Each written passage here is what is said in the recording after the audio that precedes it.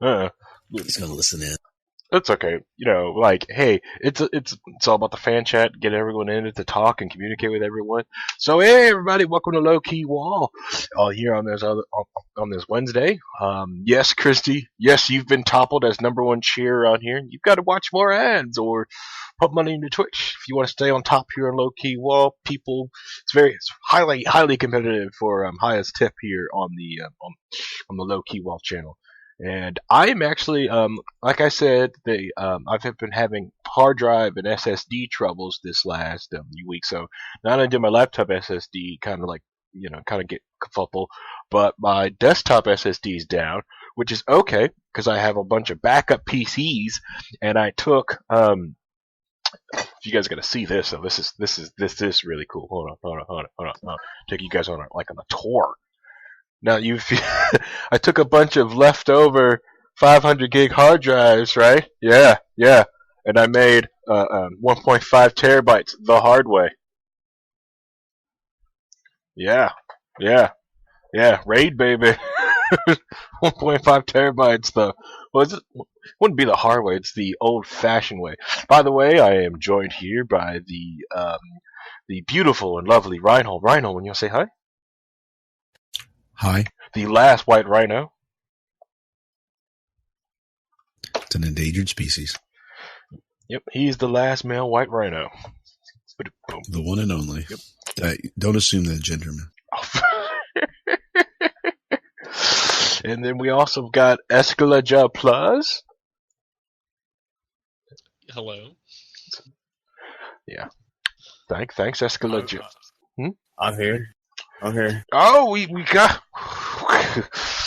we got the monster burner, or Russian killer, Brazilian hater, James Nace. I went to Guitar Center, bought a fucking SG, and I've been playing death metal for the neighbors for like 20 minutes. James Nace, the neighbor that you all really want, the neighbor that you really, really want. But yeah, so I'm on the backup computer, so I don't have all the graphics I have, but I was able to create it, put it on this other thing. My other machine, it's coming back, but right now I'm cloning over. So I had to use SpinRite on the drive to make sure it was still okay. Then I'm cloning it right now, so it is taking its time, carefully bringing all my data onto a new drive, so everything will work and be beautiful, and I get my full gaming PC back on. But since I'm a gigantic pack rat, I still got computer parts, and I've got computers. Even you guys can see it like this, got this mismatched color, and luckily had like a leftover Corsair case, so I made it work. So I can, get my Paladin's addiction going on and my gaming addiction, and continue doing schoolwork. So the one article I wanted to go after for is it has to go back to some of the thing with going on with some of the stuff that we talked about on Tuesday night on the Big Show Wall. I want to talk about this one's called "Building the Wall" and who is going to pay for it. This article right here. Switch it over. I don't have to put my push buttons to transition over here on this one, so please bear with me. I'm sorry. So this one's from Mighty Car Mods talking about the Motortran channel or Roadkill leaving YouTube and going to their own website. Because they're not getting the ads and everything's not moving the way they are, or they're not getting everything, and because there has been an uproar across the webosphere and an onslaught of comments directed at Roadkill at the show's host and Motortrend. It's almost like it's become personal. Our inbox over the last day is fulfilled with emails from Mighty Combat fan and Roadkill viewers and even journalists wanting us to talk about it. It actually has nothing to do with us, nor it has the business, or they ruin the business. But basically, they've been having like a huge fight there on the YouTube channel, and money and ads going two different raids and fight on the channel. So Roadkill and Motortrend has decided to leave that space and go on their own channel to control everything from their own spot. So they're not getting the heat, but so they're also seeing it, even though they're coming from a different threshold from not being like just like political talk and being queshed out, but they're seeing it from just be not getting the money numbers that they used to get from YouTube and doing their own channel there, and they're pushing a lot of content to YouTube, but they're not seeing the revenue getting back. And Mighty Car Mods are talking about how they used to do the channel for cheap on there. It's a really, really cool article. I posted in the Dear Leaders Court right there talking about that. I'm not going to stress on it because I know a lot of you guys aren't car people, but it's a really cool article to show like, hey, some of this stuff is happening. A lot of weird things are happening in other people's spaces that has nothing to do with politics. So it's just the platforms themselves are being under attack and going different things. So yeah, it's just because of the funding model when it really does come to, especially these car builds, because a lot of these car builds can easily get up to like even like doing like some resto mod on like some old Subaru, you can easily spend $10,000 to $20,000 on some of these cars, and if you're not getting that money back with like ad revenue something like that, there's no point in doing that because if you go to your own site, you could. I am talking way fast on this. I just realized that. Listen myself back.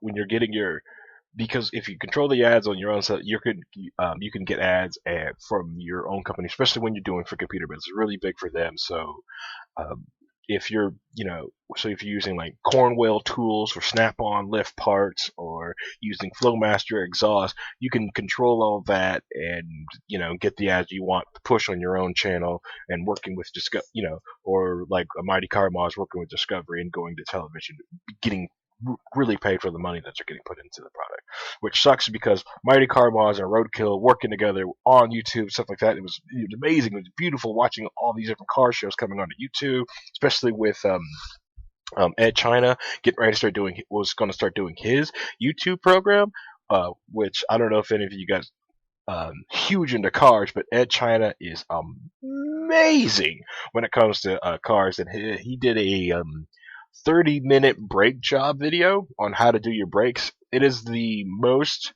detailed video I've ever seen about doing brakes. You go well above and beyond everything you really need to do for brakes, but it is a very detailed, summary on how to do a good brake job. All right, so going from there, all right, so from the non-political thing, I know a lot of you got, just showing like what's going on and other things on the platform, and I get to show off Mighty Car Mods, which if you guys haven't watched a lot of Mighty Car Mods videos, they're freaking hilarious. I'm sure that you guys have seen this one has going on the leftist sphere too, or why are white men stockpiling guns? Just realized that the chat room is full of my voice chat. I've got a lot of white people in the chat room. So why are you guys stockpiling guns? Shit. Right. Why are you stockpiling guns? Well, it's a retirement plan. I actually am not stockpiling guns, so it's hard to say. I have no interest in stockpiling anything. That's a good answer. I'm not stockpiling anything. That's a good answer. Right, hold. Escalaja, why are you stockpiling guns?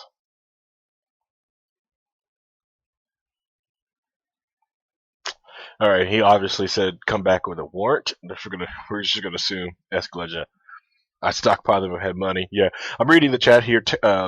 Taylor said, like, Mighty Car Mod is awesome with down rap. Yeah, that's how I found Mighty Car Mods one night. I went down, I was looking up, like, car things, and next thing I know, I'm watching all these seasons of Mighty Car Mods, looking and loving Subarus. Yeah, 8 hours later, the next thing I knew, I bought a freaking Subaru from watching that freaking show.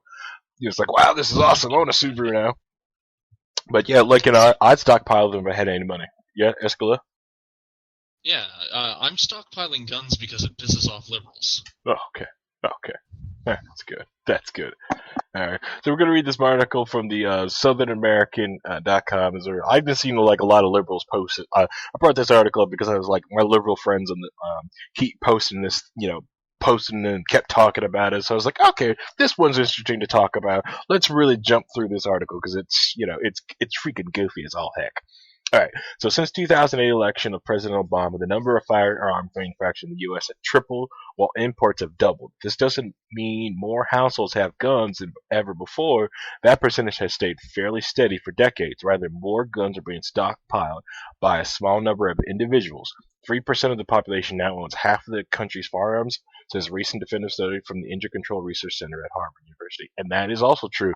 It's been that way even from the information from the Brady camp, and from the surveys from the from the takedown of the assault weapons ban, that the is really a minority of people own guns, and that minority is always going down after each, every 10 years, that the number of people who actually own guns, granted, the people who own guns own multiple guns, but that percentage of people of ownership is going down. So this idea of like pushing gun ownership, it is the majority is picking on and bullying the minority, which luckily, the laws of this country puts a firewall against them. So thankfully, it's in the Bill of Rights. If not, they probably would have been mowed over a long time ago.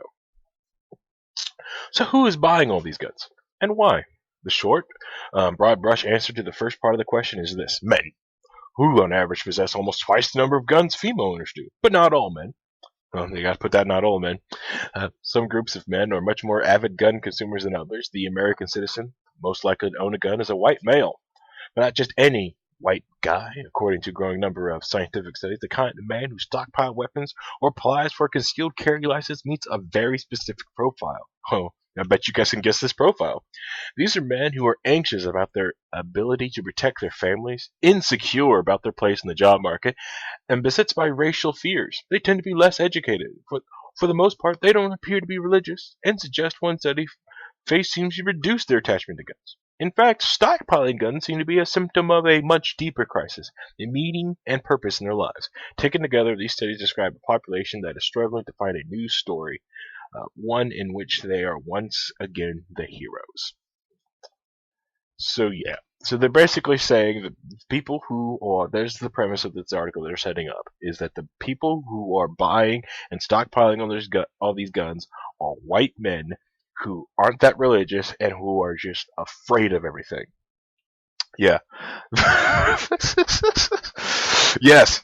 Doctor actually, yes, is a doctor, concealed carry permit. Myself, I'm college educated. I have a concealed carry license. I know a lot of people. My uncle, he's got his master's degree, tons of different guns. I'm sure a lot of you guys here have degrees, or it just seems very insulting to say that. Well, if you own guns, you're not educated. It's a very insulting idea. So whatever happened to hard work? When Northland College sociologist Angela Stroud studied applications for license to carry concealed firearms in Texas, which exploded after President Obama was elected, she found applicants were overwhelmingly dominated by white men. In interviews, they told her that they wanted to protect themselves and the people they love. Radical idea. And, predominantly white people in Texas, or just the United States in general. Wow, I'm shocked. It's almost like this country is, 75 to, 75% white or something? Anyways, when men become fathers or got married, they started to feel very vulnerable, like they couldn't protect families, she says. For them, owning a weapon is part of what it means to be a good husband, a good father. That meaning is rooted in fear and vulnerability, very motivation emotions. So, your idea that you want to protect your family makes you want to own a gun. You're afraid of something, and that makes you want to own a gun. But Stroud also discovered another motivation: racial anxiety. Oh, gotta tie it back to race. A lot of people talked about how important Obama was to get concealed carry license. He's for free health care. He's for welfare. They were asking whatever happened to hard work. Obama presidency, they feared would empower minorities to threaten their property and families. No, that's not a quote. They quoted someone for saying he's here for free health care, he's free for welfare, whatever happened to hard work. Then, the person that they're quoting didn't say race. They added that. Right. So that's one thing to point out right there, is that they're making a leap. Yep. That is not backed by facts, only their own biases. Their biases that if you're against Obama, or if you're afraid of Obama or whatever, it's because of racism. Something that started back in his presidency. Mm-hmm. It has nothing to do with any reality, just it's their own biases, right? So they've built a narrative, and now they're trying to use words that they say are dog whistle words mm-hmm. to prove their case, which is just not how science is done. And this is Scientific American, you said? See, that's a problem I have right there. Yeah, the Scientific American. Yeah, it's got science in the name. Yeah, that's the other thing is like, and it doesn't like try to talk about things in any other aspect. The idea that uh, when Obama was president, this is 4 years after the assault weapons ban finally went, and the last time a Democrat had the presidency, and different houses of Congress, they pushed a gun ban, and they were banning guns and put different gun control laws in there. So it seems to reason once a Second Amendment supported Congress went out, and a Second Amendment supported president went on office, that most people would, I don't know, panic and exercise their rights. Some people would. It's just something that has happened. It's what happens. And if they did that for under Trump, like some people have, like there's been a lot of people that went out and got guns that are minorities that got guns under Trump. So does it make these black people scared of white people or Trump? But we'll talk about that. For many conservative men, the gun feels like a force for order in a chaotic world. Suggests a study published in December of last year in a series of 3 experiments. Stephen Shepard and Aaron C.K. asked hundreds of liberals and conservatives to imagine holding a handgun and found that conservatives felt less risk and greater personal control than liberal counterparts. What? So they asked hundreds of liberals and conservatives to imagine holding a handgun and found that conservatives felt less risk and greater personal control than their liberal counterparts.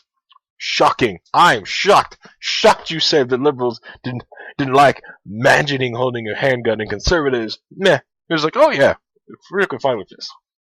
Shocked. I'm shocked there's gambling going on in this establishment. Yeah, shocked. Shocked that it's going on. This wasn't about familiarity with real-world guns. Gun ownership and experience did not affect these results. This did not affect the results. Sure they didn't.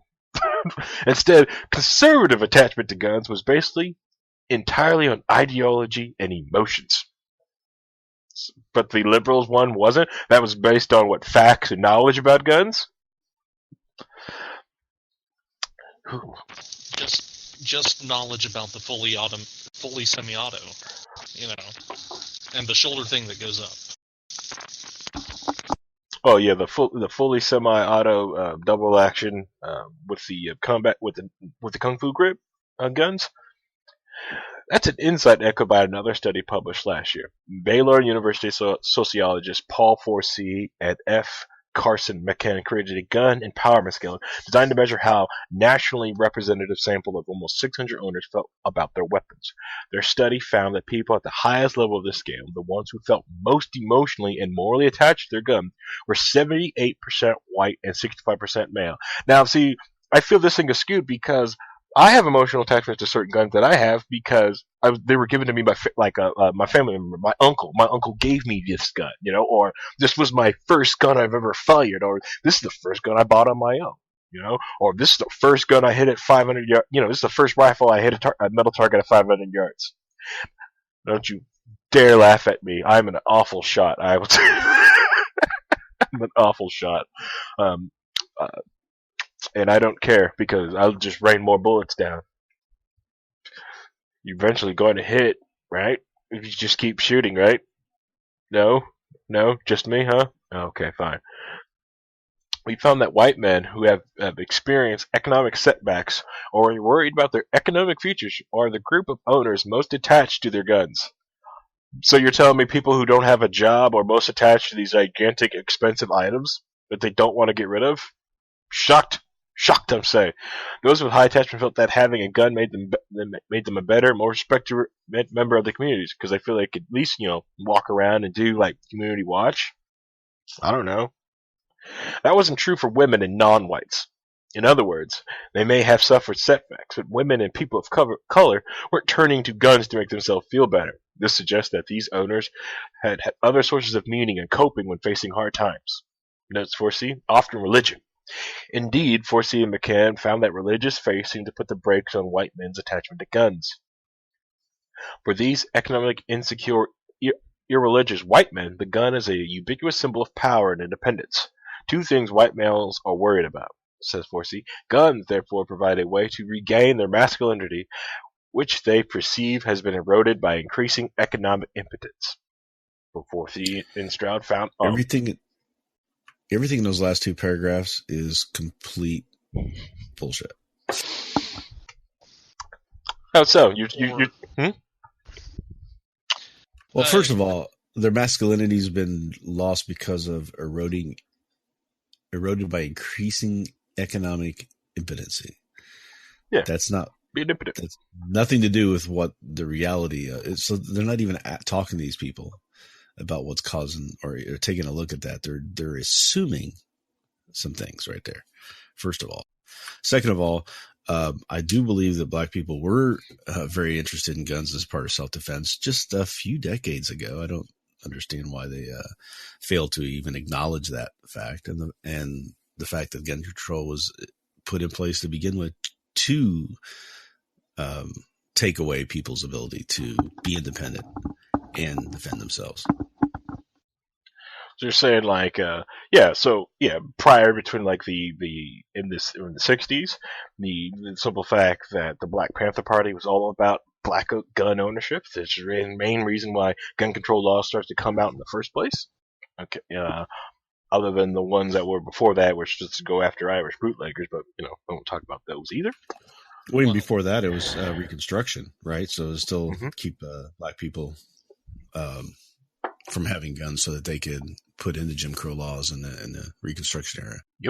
Yep. So they also I have to ask, like, why possibly could the black community not see guns as a positive thing when, maybe there's been a political wing of the country demonizing them as the source of everything evil in their communities for the past 30 years.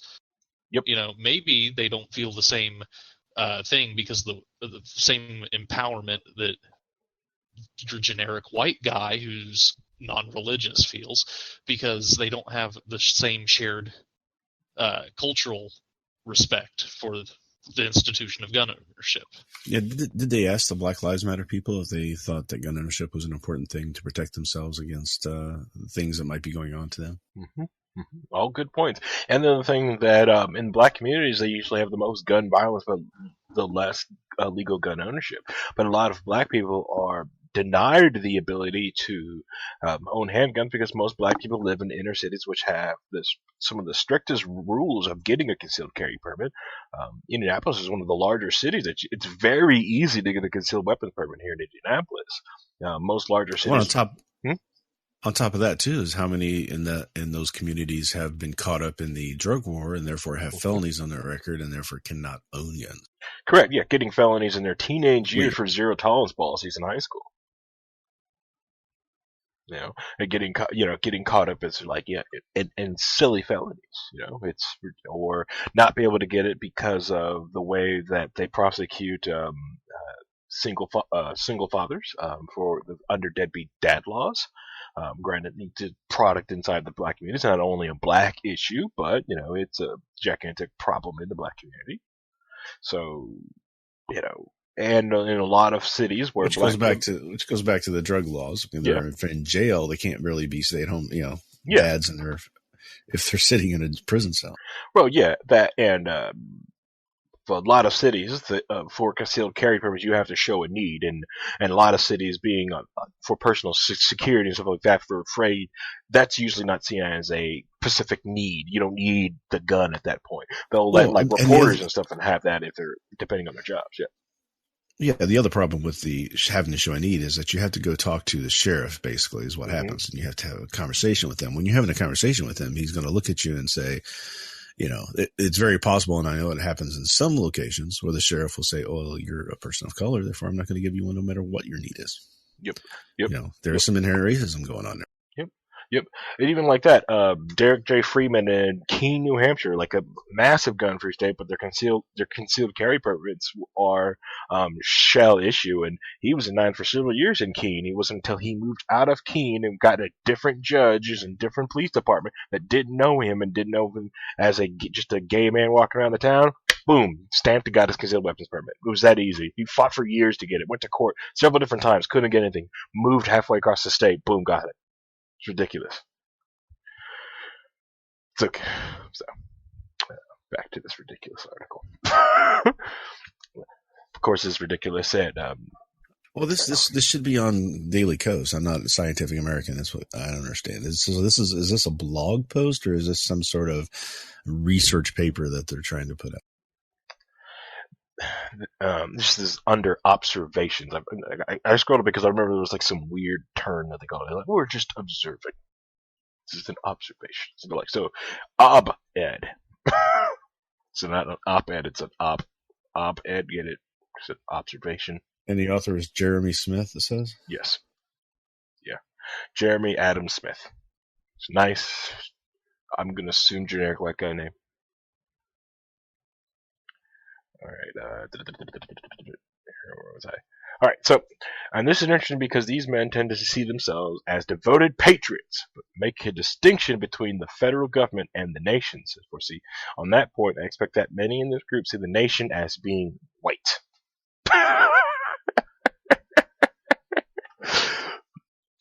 I expect that many in this group see the nation as being white. So they didn't say that. They didn't say that. You just expect that. Oh, awesome. Okay. Investing guns with this kind of moral and emotional meaning has many more consequences, the researcher says, but simply owners who are more attached to their guns are most likely to believe that guns are a solution to our social ills, says Forsey. For them, more good people with guns would drastically reduce violence and increase civility. Again, it reflects a hero narrative, which many white men long to feel a part of. Alright, so they're talking about the hero narrative and stuff like that. But when they keep talking about, like, we're good people with the guns, the thing is, what a lot of people don't understand when they say good people with the guns, they're also talking about good police officers. Because, I don't know if anyone knows, most cops have guns. At least the good ones do. And that's the main reason you call a cop, because they bring guns.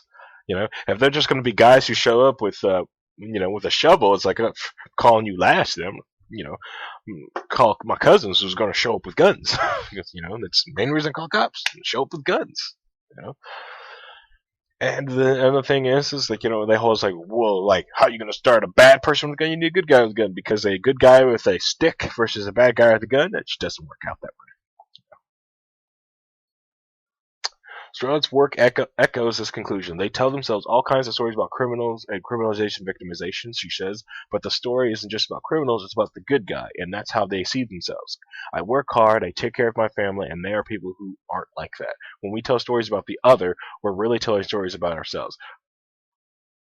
So that's what they're doing, what Jeremy's doing for this whole thing. But anyways, when it comes down to it, to a lot of people, they see that Leck and I just posted it, just caught me off guard in the chat real talking about, like, yeah, we may issue your own inalienable right back to you, yes.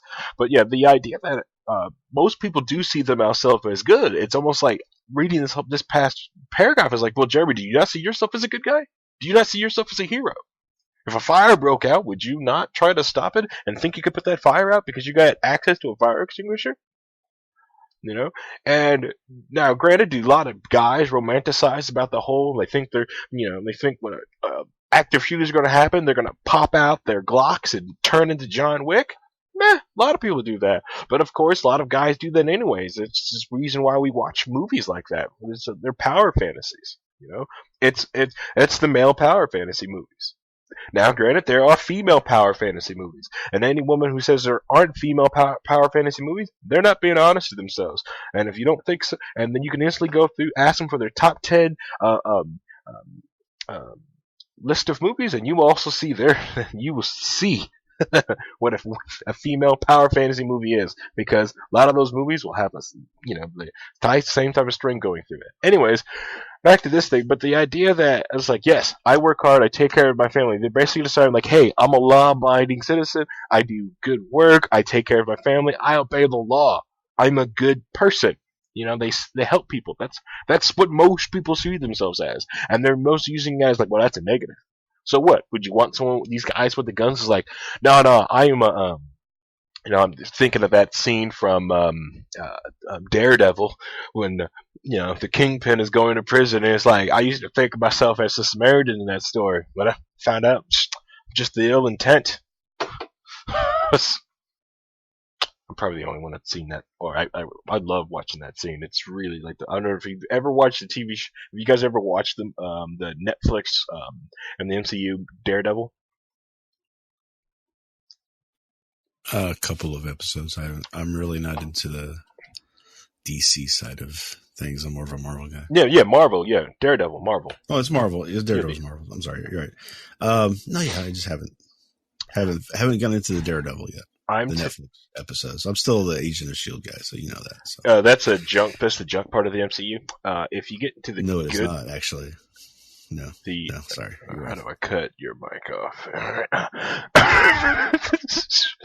The Daredevil's because if you got the God tier, it's the movies, the Marvel movies, right? And then you've got the Netflix stuff, and then Agents of Shield is like down there in the basement somewhere by the garbage pit. But anyways, really, because it actually have the movie stars actually on the show from time to time, whereas I don't see that happening in the Daredevil. The Netflix series doesn't need big name superstars to pump up their numbers. But anyways, the character, the guy who plays Wilson Fisk in in Daredevil, it has to be one of the how can I put it, a hidden gem in the whole MCU. Is like, you really want this guy to have, I want him to have his movie. I want him in a Spider-Man thing. He plays Kingpin so well. I can't remember think of the name of it, and with doing the stream right now, it's kind of hard to load up IMDb. See if I can get IMDb to load up. Oh, for some reason fix my shit. And by the way, while you're doing that, just to let you know, I did look up Jeremy Adams Smith, and what he wrote does not surprise me in any regard based off of what I'm looking here. Yeah, characters got. He got popular. He got popular by writing something called The Daddy Shift: How Stay-at-Home Dads, Breadwinning Moms, and Shared Parenting Are Transforming the American Family. And then he's gone on to write a lot about racism in San Francisco. Pro or anti? You mean pro or anti racism? Yeah, is he anti-racist or pro-racism? I think he's anti-racism, but in the backhandedly pro because he doesn't realize some of the impacts of what he's saying. Let's put it that way. So he's been on Nightline, and so he's got his own blog. He's been public. He started off as a UC Berkeley guy, right? So that kind of tells you really a lot of what you need to know right there. Yep. I'm reading the chat. Yep. Christy says she watched The Defenders and Punisher. Yep. Yeah, it's really cool to binge. And I just got done with I rewatched Jessica Jones season 2. Did a second time watch through that one. I really did like the Jessica Jones. Just be careful watching Jessica Jones season, because she kind of makes you want to drink, because she drinks through the whole thing, and you just kind of like sympathy, want to like sympathy drink next to her, like she's drinking whiskey. Maybe I should drink whiskey. But yeah, so yeah, the whole article is like this idea of we're almost finished with it. How to save a white man's life. Unfortunately, the people most likely to be killed by the guns of white men are the bad guys, presumably criminals or terrorists. It's themselves and their families. White men are just the Americans most likely to own guns, according to the Centers of Disease Control and Prevention. They're also the people most likely to put them in their own mouths and pull the trigger, especially when they're in some kind of economic distress. A white man is 3 times more likely to shoot himself than a black man, while the chances that a white man will be killed by a black man are extremely slight. Most murders and shootouts don't happen between strangers. They unfold within social networks and among others of the same race. A gun in the home is far more likely to kill or wound the people who live there than there is a burglar or a serial killer. Most of the time, according to every single study there's ever been done about interpersonal gun violence, the dead and wounded know the people who shot them. A gun in the home makes it 5 times more likely that a woman will be killed by her husband. Every week in America, 136 children and teenagers are shot, and more often than not, is a sibling, a friend, a parent, or relative who holds the gun. For every homicide deemed justified by the police, guns are used in 78 suicides. A new study published this month in JAMA International Medicine once again shows us restrictive gun laws don't prevent white men from defending themselves and their families. Instead, those laws stop them from shooting themselves and each other. Sorry, but the problem with that statistic is that they ignore the fact that over 1 million people every year defend themselves from a violent crime with a gun. Correct. Who's the status to tell me I can't shoot myself? That's the other thing. It's like, well, you know, like you can do the same thing, like because a lot of people die by suicide by cop, hanging themselves, they're taking different pills and stuff like that. Well, and that's the other thing too, is that they conflate those numbers, right? So they say that you're more likely to be shot in your own home because they include the suicide numbers. Then they focus on the woman's going to be killed by her husband, and it's like, okay, how often does that happen compared to the actual number of deaths you're talking about in total, which are mostly suicides? Right. Then it also and it doesn't even mention people like defensive use of firearms, which happens every day, you know. Like I remember, I think my wife had her concealed carry permit for about 3 or 5 years before she actually had to, use her gun to defend herself in just what's the word I'm looking for? A road rage incident. The guy, got angry because she parked in the parking spot that he wanted, and they got argument, and he stopped his car in the middle of the street and started to approach her car, and she did she draw and not fired? Heck yeah, she drew and didn't fire, right? Which with a guy parking in the middle of the street blocking traffic, come marching at you, hey. The jury in the world would have prosecuted for pulling the trigger, but luckily she didn't have to. Guy saw the gun and backed off. It was like, whoa. His brain finally realized what the heck he was doing at that point. He snapped. That lizard brain of his probably snapped back, But and luckily, she didn't have to fire on anybody. So, but that whole and there's several different cases for the school resource officer using his gun to stop a mass shooting. Jeremy Stevens, the guy who used his AR-15 to stop the mass murder there was a church shooting in Texas. Or just several different, just people just using their guns and just every day in this country that either don't get reported or just hushed away in other police districts because no one cares about defensive use of a firearm. So what are the solutions? That many other studies suggest that restricting the flow of guns and ammunition would certainly save lives, but no law can address the absence of meaning and purpose that many white men appear to feel, which they might be able to gain through social connection to people who never expected to have the economic security and social power that white men once enjoyed. Ridicule of working-class white people is not helpful, says Angela Stroud. We need to push the good guys to have a deeper connection to other people. We need to reimagine who we are to relation to each other. Which, yeah, that is true, but this article seems nothing to do but, this is the blade of a wedge to, divide people. According to this article and these studies, you only have your gun and have attachment to your gun because you're just a weak white guy who feels insecure. Wow. Good way to start a conversation there, dude. Listen, I studied the blade while you were busy chasing girls. I studied the blade. And it shows us okay, then if you can, so if majority of the guns are in white people's hands, and majority of them are, and it's a very minority of white people, then what's really the issue? Considering then why are most of the gun crimes, or especially Atlanta, Chicago, and Detroit, are done by black people? Then explain that.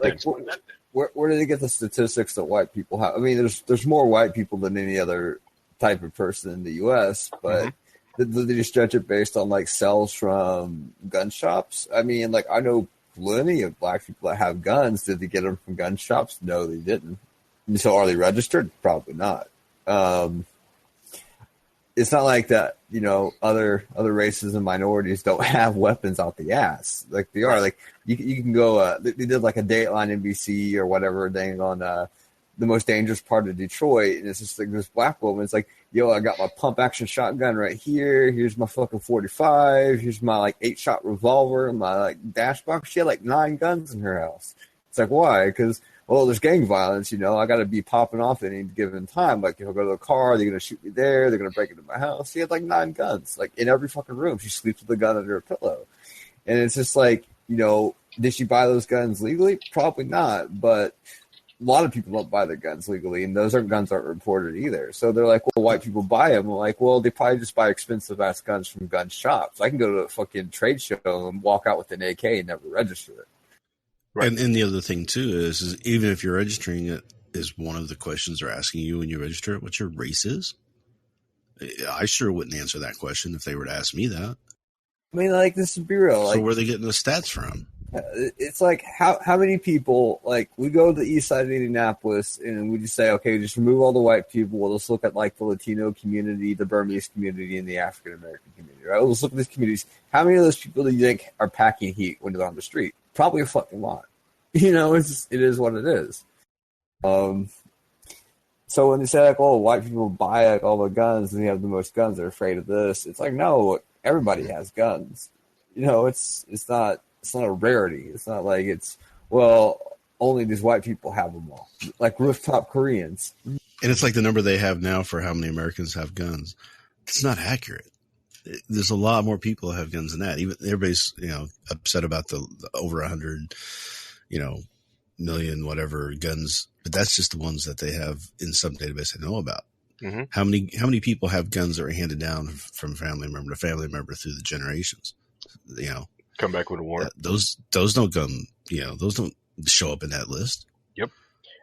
Especially like that means, and because of the what is it, the not assault weapon, what's the 86 gun control law, which the outlawed the transferring of full auto guns, like without that massive tax status. So there was a lot of full auto, handguns that get passed around that aren't off any slip just because, like, hey, somebody's grandpa died and they still got their M1 Thompson. They didn't give it back. They still have it. Yeah, so this article just reads of somebody who doesn't really listen to what people are saying. They're trying to create a narrative and taking what they're hearing and putting it into the evidence pile of what they're trying to get across, right? So that's not honest reporting. Yep. No. Yeah. Hashtag what do you carry? Come back with a warrant. Might be entertained. How about that? Did you see the dad jokes that I posted earlier from Reason? I saw that. Those dad jokes, some of them I actually thought was funny, and the other guy on the other side of the table, his dad jokes were dark. Those were dark. I looked at those like, that is dark. That was whoa. It's like the one was knock knock. Do you have a warrant? Yeah. Because I really do. I think that one is like, what did communists used to heat their whole houses up before? Light their houses up before candles. Electricity. Oh man, good old Venezuela. Yeah, I love that. Well, yeah. So now you guys know why white people are stockpiling guns. Another thing, this case is coming out in San Francisco, not San Francisco, to Sacramento. Yeah, the Sacramento Bee. This is another unarmed black man shot by police officers. Which is getting crazy news. Black man shot by police officer was carrying a cell phone out of toolbar when the police were shot at this police department. To give you a rundown of this article here, deals with time I don't want to go through this whole one, but the police were called out to the neighborhood saying that someone was breaking into cars and using a toolbar to bust windows, right, to break in and steal things out of cars. The Sacramento Police Department used their helicopter to look around the neighborhood to try to find this person actively breaking into cars. They noticed this man in the backyard, matched the description, which the description was a black male, 6'1" black male, jeans and a t-shirt. We see this black guy in the backyard, and they talked to SWAT on the ground, the police on the ground, directed him to his position. So when they went over there, he had his phone in his hand, sees the police like, what do you want? And they said, oh, that cell phone looks like a gun, and shot this unarmed black man. Which they try to say that the first update, like this is why this thing says update, because the first report of this whole thing was that he had a toolbar in his hand, It was a toolbar. He had it looked like a, bar weapon, but it turned out, that was misreported, and it turns out he just had a cell phone in his hand, and they said the cell phone in his hand made it look like he had a gun. Yeah. And of course, like the police officer fearing for their safety, the officer fired multiple shots at Clark at 9:26 p.m., hitting him several times. The two involved in the shooting then held their position for about 5 minutes until additional officers arrived before approaching the victim. And this is probably how he really died. He bled out because they shot him, they dropped him, and then held position. And wouldn't let anyone else approach. Anyone else does that. Like, if you were in a defensive position, and if you shot somebody, right, and you didn't call, like, paramedics, help assessing this guy's wounds, you're going to jail, sir. And that's the biggest problem most people have. Police officers. Not that we don't feel that police officers and stuff like that, police force is not a necessary thing in this day and age. Is that they're the way they interact with the public, the way they have such immunity. That's the biggest problem. It's because anyone else this happened to, they're going to jail. They're not going home. They're not getting paid leave. And they're trying to say, like, and the idea of, like, well, they feared for their safety. I'm like, there's like 4 of y'all, and this one guy in the backyard with his handgun. You had a helicopter in the sky. Who's really in danger here? Well, I mean, realistically, it's true that if he did have a gun, he could have got a shot off and hurt somebody. Right? He would have been dead, but that could have happened. But the problem is that police officers are no longer trained, it seems to me, to be able to act responsibly in those sorts of situations, to be able to identify a threat reasonably. Mm-hmm. And go to an initial, everybody has a gun, we're going to fire first and ask questions later, that sort of thing. Right. They could have got into a defensive position behind the doors of their car or whatever and taken a second to analyze the situation to find out the guy was not dangerous. He wasn't pointing anything at them. He had it in his hand. They could have taken a second to look at it. They were in a defensive position to be able to do that. That's the problem. Yep. They have loudspeakers. They have everything. They could set in the car like you in the back of your yard. We've got the once it's, most criminals, they see a helicopter in the sky, lights pointing down or what have you on them, they're going to stop. The helicopter's on you. At 9:25, the light's shining down there. If he really was a, criminal with a gun, most of the time they're going to drop that. Or why don't they have a canine unit? Send a canine in there, or any other host of different things. Just a shield, right? So you can buy shields that have, bulletproof glass that you can see through, and you can put them up in front of you, and you could take the second to analyze the situation, be fully protected during that moment. I'd rather the police spend money on those in order to allow us to have, proper interactions with dangerous situations than to give them better and faster guns that they can just shoot first and ask questions later. Right. They're making robot cops, like literally robo-cops, just machines that can identify things like on the spot, where it's just like, I think Japan started introducing these where it's, if there's a crime, the robot basically analyzes the situation. It's like, I'll scan you, I don't think the robot would fuck up like the people fuck up. The robot's not going to be like, halt, minority. He's got a gun. It's like, it's a salad bowl. He's got a gun. Dangerous. Mm-hmm. The robot can at least assess it. Or it's programmed to assess. You can do a scan. It's like, is this metal or is this plastic? Is it okay if it's plastic? Does it fit the database for a gun and that? So I think as time goes on, when you start to get away from people policing, because people make mistakes all the time, like you just fuck up royally.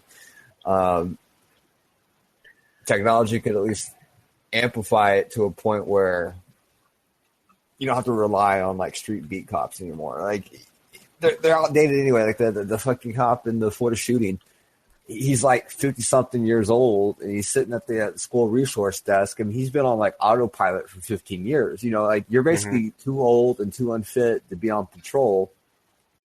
So we sent you at the desk. When stuff actually happens, he didn't know what to do. Like, he's so mistrained, and he hasn't been in training for like a decade. Doesn't know what to do, so he runs and hides in the parking lot. Then you get the cop in the other school who shot the shooter after he like shot 2 people, and like, that dude's got like prison tattoos and shit. This motherfucker was ready to go from day one. This is what he lived for. He's ready to go, and you have like two. At least in policing, like these 2 different types of mentalities. You get these old ass cops that don't know what to do anymore, and they're lazy. And then you get these people that join the force that are like off the chain. Like the guy in the hotel, like he came out because he had like a bug spraying gun, and the guy just mag dumped him. Like immediately as soon as he got on the floor. There's just 2 extremes of cops. You don't have like a reasonable police officer. You just have like an amped up, roided out fucking asshole with a gun, or an incompetent fat ass. I'm kind of with you that like I think we should expect better from police officers. To me, I've always said that police officers, if they're going to be cops, they should be almost considered like as above everyone else. Just kind of like how DOT standard, the DOT standards for if you're a DOT licensed driver in the United States, you're considered intoxicated. Was it 0.04? You sip a beer. Your standards are much lower than anyone else because you're DOT. You're a DOT driver. So why can't we make our cops above and beyond? They don't have qualified immunity with this.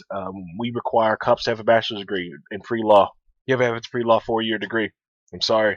It's if you want a gun, you have to be pre law. I think the idea of cops having black uniforms and dark uniforms is stupid. Heroes wear white. They should wear all white uniforms like the Lone Ranger. And if they're talking about like, what about situations where they need to be like come in covertly? Well, that's SWAT, and they need to back up and let SWAT do that. The other thing with this thing is like these 2 officers came in there, right, and waited for help. They were so worried and so gun ho with 2 of them to come in to find out where this guy is, shoot him, and they got scared and then stopped. If you're so scared about this guy, why the heck the 2 of you guys go in there? If you had an eye in the sky and one of you, he wasn't going anywhere. You could have called, waited for backup, and just waited. It was like, oh, that's 2020 the moment of the situation. No, there's no moment of the situation. You just wait. Hey, surrender. Not going to surrender, or you're not going to go in there. There's just 2 of us. We got to go in there afraid. No, screw that noise. Just wait. Just wait. The helicopter's watching him. He ain't going anywhere. Okay, and the thing is, we're talking about personal property damage and theft. This wasn't a violent killer that was going around killing people.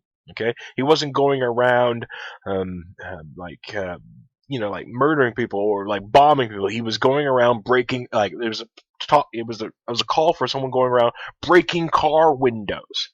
And they're coming in with guns drawn for somebody breaking car windows, like almost like a juvenile thought. The thing that really angers people is that you can juxtapose like this guy getting shot up like this, and then you can watch some pumpkin chuckers and Keens and white college kids, and they have to throw pumpkins and stuff at cops, and they don't get getting shot. The other thing that goes like this, and the main reason probably why this kid died is just suffered injuries, is because, like I said, they waited 5 minutes until backup instead of going in that scene after shooting this person and started administering first aid on this person. Sorry, it's just really frustrating. Yeah, going to the chat, told about I think older cops are better for schools. Yeah, my wife was a police dispatcher for a college. Most of the officers were retired Louisville police. She said she had a new cop that was trying to interrogate someone over a dime sack, trying to find the dealer. Yep. So you got that guy over there that basically thinking he's on NYPD Blue or cops and stuff like that. They get all ramped up and thinking they're, like on some Rambo mission. It's ridiculous. It's a lot of the cops, they, in some places some of them act like, they're in freaking Fallujah, that, and they treat, walking around the United States streets like it's some freaking war zone out here. It's freaking nuts. Countless people see countless interactions with people in scarier, worse situations, and they do not manage to shoot somebody. Okay? How many meter readers have gone through someone's backyard, thought someone pulled a gun on them, you know, and then just, oh, I'm just reading the meter, man. I'm just reading the meter, you know. They don't shoot anybody. It's ridiculous. We should expect more from police officers, you know. They have they have the ability to basically like um, to end someone's rights, to basically to stop someone, to attain to people. We're allowing these people to basically to pick up people, but from them fearing for their own safety, it just shows you that they are a different, higher person. If they can fear for their safety and that their safety is worth more than yours, that's what I think is ridiculous. You know, a lot of people say, like, well, Harry, you're not a cop, you wouldn't know. It's like, hey, if I was a cop, I'd be the most cops wouldn't like, most people wouldn't like me, because, like I said, in that situation, I'd held position, kept surveillance on the guy, or the other thing, I would have looked at them and like, this is just property damage. We'll find this guy. It's just property damage. This guy died for property damage. You know, it's ridiculous. Sorry, that's my rant on that. I mean, you just need more cops like Assy McGee, right? Oh. But they have more cops like Archer and Assy McGee. Good old Assy McGee. Are there detectives like that anymore? You know, like in the police force, where it's just like he wakes up at like 4 o'clock in the afternoon, drunk off whiskey and shit, being like, "Oh, I fucking hate my life. Let's go find this pedophile."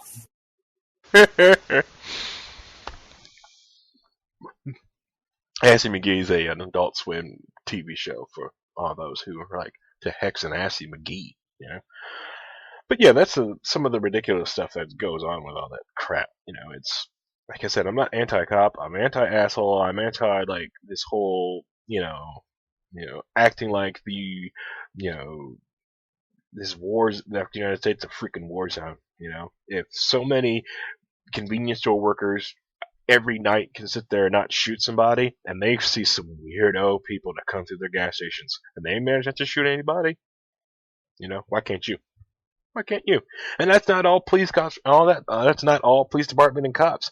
Lawrence Police Department, they do a very good job of calling for backup. More backup than is needed, but hey, they ain't shooting people. They ain't shooting people. You know, unless they run from cops and actually show violence. You know, it's so. Hey, you know, I congratulate Lawrence on that. Okay. when they fuck up, they go on damage control. Like the guy that shot the Florida school, right? The police department and the courts, like his brother trespassed, right? Which is basically walked on property, told him not to. Mm-hmm. So he's trespassing, and like the police departments were so fucked up from like this entire debacle that the court slapped a $500,000 bond on him for trespassing. The trespassing bond is $25. You know, so it's just like. Then you look at it, it's like, well, basically because he's the shooter's brother, you're holding him accountable for it. And it's not just that. Like there's also the sheriff, like 3 counties over, who appropriated like $750,000 in inmate food money, which was basically a grant that the federal government gave the county in Florida to update the food supply and update the utensils and all that fun stuff. He appropriated it because there's a law on the books, right, that if you appropriate money to the sheriff's department, the sheriff can spend it as he sees fit. So he bought like a vacation house in Palm Springs. You know, it's like, what? And he's like, well, it's not legal. So when someone called him out, right? Mm-hmm. So like someone's like, you know, blah, blah, blah, he's doing this. You know, he's paying it with pension prisoner, funds. Mm-hmm. He had the guy arrested, right? And for he got an anonymous tip, quote unquote anonymous tip. The guy was smoking weed. Yeah. Mm-hmm. So the guy was smoking weed. I'm like, well, who's the anonymous tip? Like, the guy was mowing your grass, got a check, and the check looked funny, so he reported this to the news, and that's when that story busted.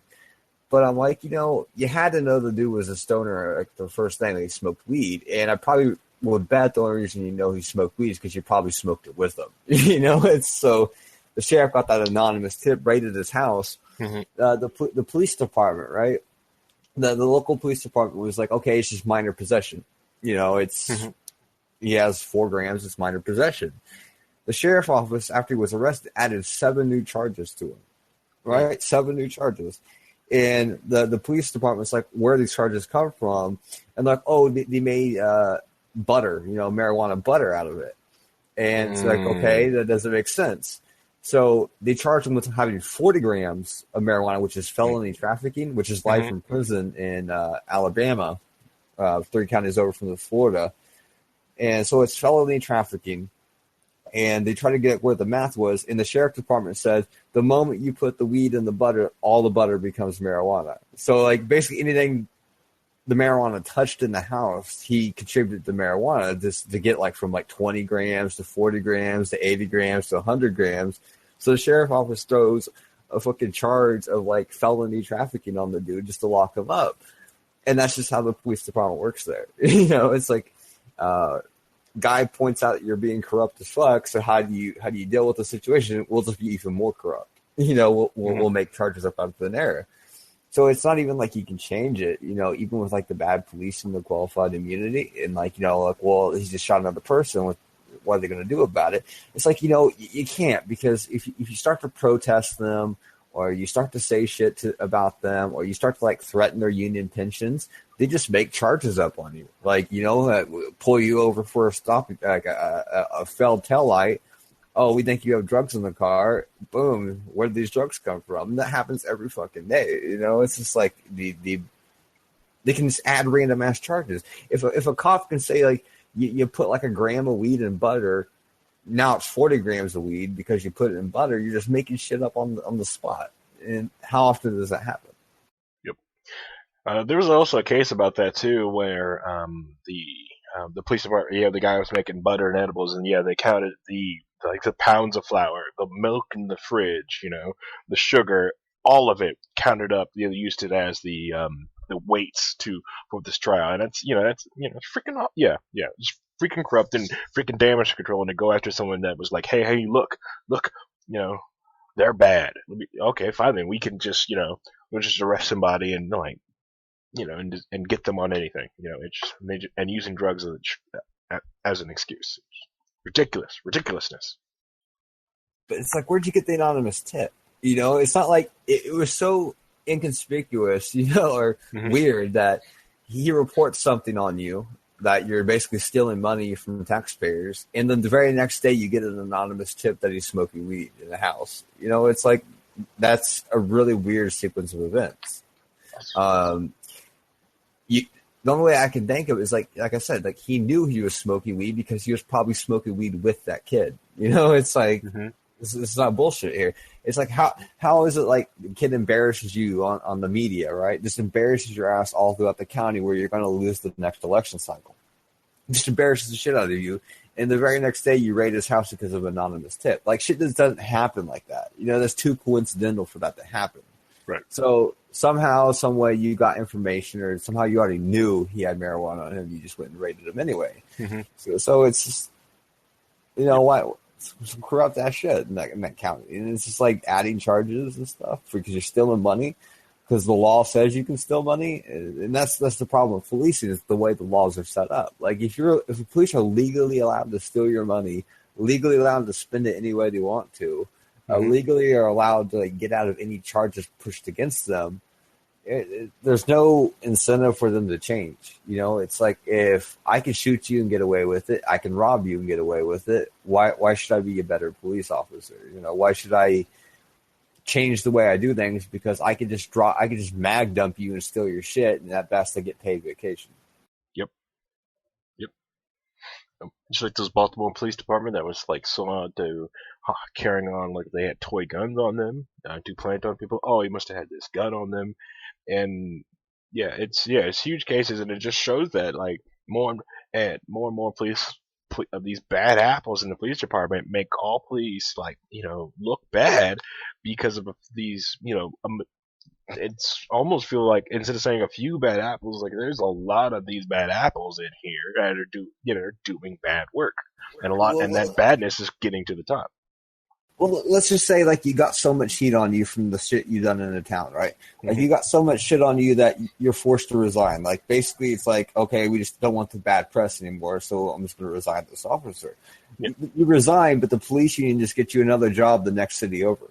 Right. So it's like, it's not like a medical profession. Like if I were a doctor and I were to fuck up so severely, like oh, I'm supposed to amputate like the left leg, but I amputate an arm instead. Like just gross malpractice, right? I lose my medical license. I can't be a doctor anymore. You know, it doesn't matter where I go. I can't be a doctor anymore. It's always on my record that, oh, I killed somebody in surgery because I fucked up when I was drunk on the job or whatever. So like some sort of like national licensee for police officer board to keep a national database. They won't do it. The main problem is a public sector union. You know, the reason why all this shit exists is because there's a union for them. And it's a union that basically says, you know, we'll cover you no matter what. That's not what the unions are for. The unions are for collective bargaining, so like you don't just get fucked over by your employer, right? That's what a union is for. But the union for the police, the Fraternal Order of Police Departments, and all these other minor unions, they're basically just the legal arm for the police department. Like anytime something goes bad, the FOP is up there saying like, well, we're going to make it right. You know, so if you have this huge fucking organization that basically would bribe politicians nonstop, where, you know, we'll donate to your campaign if you make these laws strict, if you don't do this certain laws, like you have way too much power. It's almost like they're not a police class, but they're a Praetorian class. They're like the guards of an emperor, you know, where it's I protect the emperor protects me at this point. So, you know, even like the other people in the society are just don't know how to deal with it because there's nothing you can do. You're fucking touching a holy sanctuary. You know, they run small towns. You know, police departments run small towns. You think it's the mayor, you think it's the city council. It's like, no, it's the sheriff's office, it's the police office. Yeah, I suppose the council can do some shit like budgeting. The mayor can, like, you know, fix a road or two. But the money comes from the police department from seizures. The laws enacted by the police department. The police get their way pretty much all the time in small towns. Like, oh, we don't want to deal with this. They come to the meetings, you know, say like, we'll borrow this money to get this stuff done, and it's just magically done. Because there's no politician that's going to say, we're not going to give the police this money to get these items that they're requesting, because then the Fraternal Order Police Department raises a huge fucking issue and you get a whole political backlash from it. So it's like the police in this society put some sort of fear, not in just like a general population, but also into like your political class. Like, you don't want to be the politician that's soft on crime. You know, you don't want to be the politician that is anti-police, because that's you're done if you are that. There's just too much power in them, and it's just the runaway city police that caused this issue. Lee Kanar, thank you, or Lay Kanar, thank you for the 100 bits. Thank you for the biddies. Yeah, and that happens in Lawrence too. Sometimes when the police wants their way, they usually get it. So, it happens. Like Bizarre crashed into his car, taking forever to get a fucking DUI charge. It's like shit. Mm-hmm. The FOP paid for his entire the trial. They paid for it. They paid for all his legal fees because he was never fired from the police department. He quit.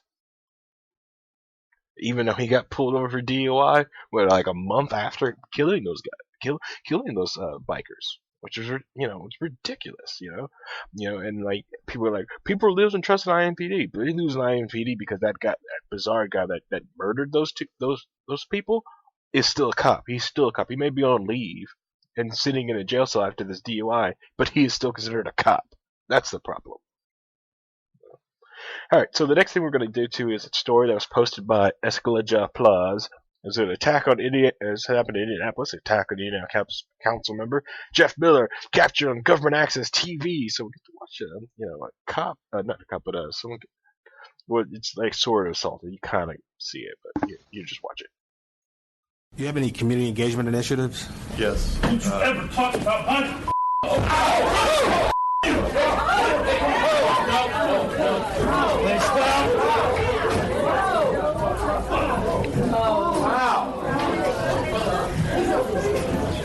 All right, everybody sit down. We'll just have everybody please take a seat. Everybody please take a seat. Have him take a seat there. He had his head up. Yeah.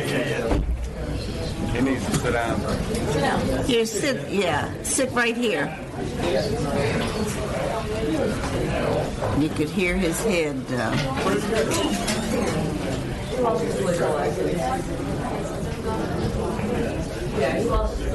make sure he's okay. You don't want to get attacked there, or you probably shouldn't touch kids. You know what I mean? Yeah, the owner of a Southside strip club is accused of attacking Indianapolis councilman Jeff Miller during a public meeting Monday. It's not just any strip club; it's Lenny's. Okay, Lenny's is like the scummiest strip club on the south side of Indianapolis. How dare you talk about his fine establishment? I went there once or twice, and like it always ended up with a knife fight in the parking lot. Let's just put it that way. Like there's always some drunk dude pulling a knife, and you're just like, "Oh my fucking god, dude!" Lenny's are, and it's just funny, right? Like you get this guy like beating him up because you touched them kids and want to beat you up, but like, damn, Lenny, it's fuck. Like there's so much rape in your parking lot anyway. You know what I mean? It's one sex offender. It's a guy attacking a sex offender that condones sex offenses in the parking lot, so to speak.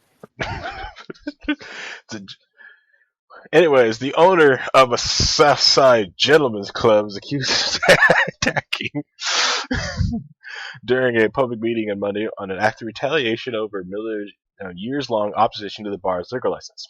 Police say Jeffrey Moe, 51, grabbed Miller by the throat with both hands, picked him up, and slammed his head against the wall.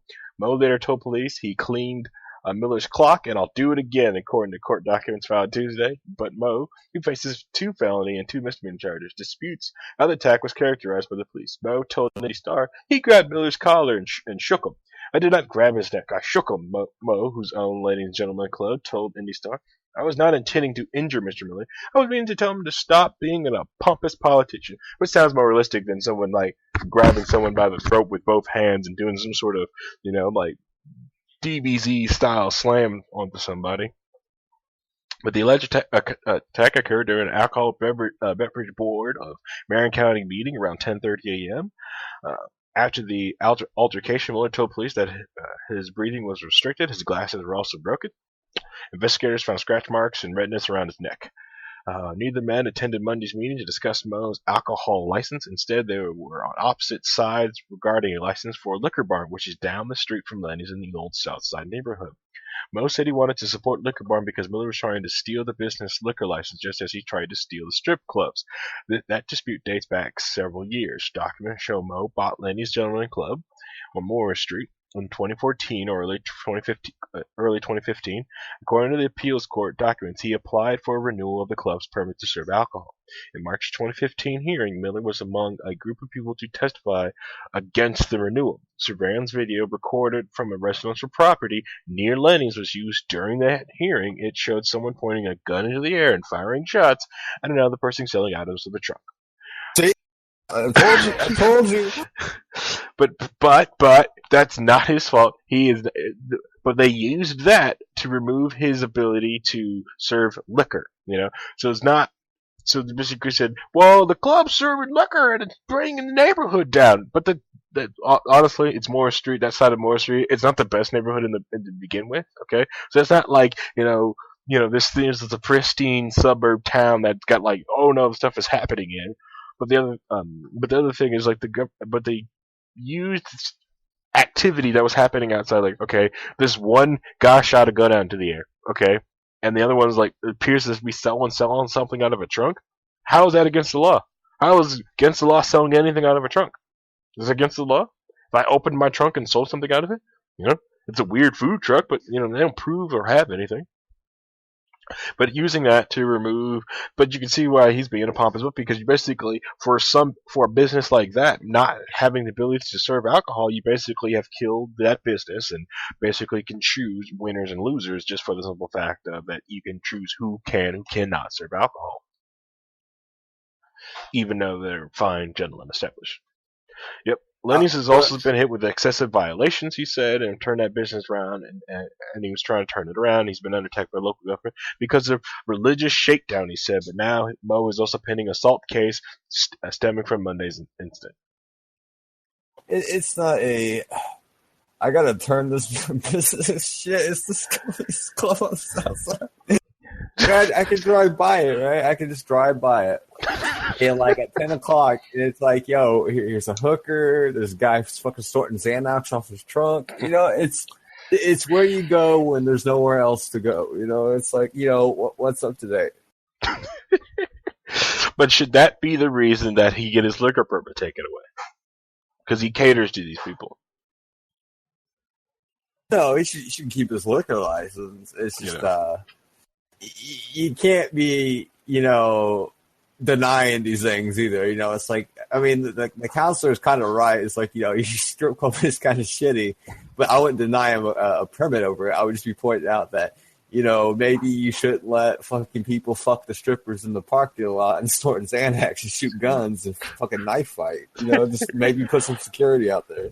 You know, okay, that's, you know, so that's a reasonable thing. It's saying like, hey, you know, maybe you should, you know, get some security or something like that out there. But that's, you know, but it's also the, you know, the government, you know, imposing, you know, creating witness illusion from that type of document.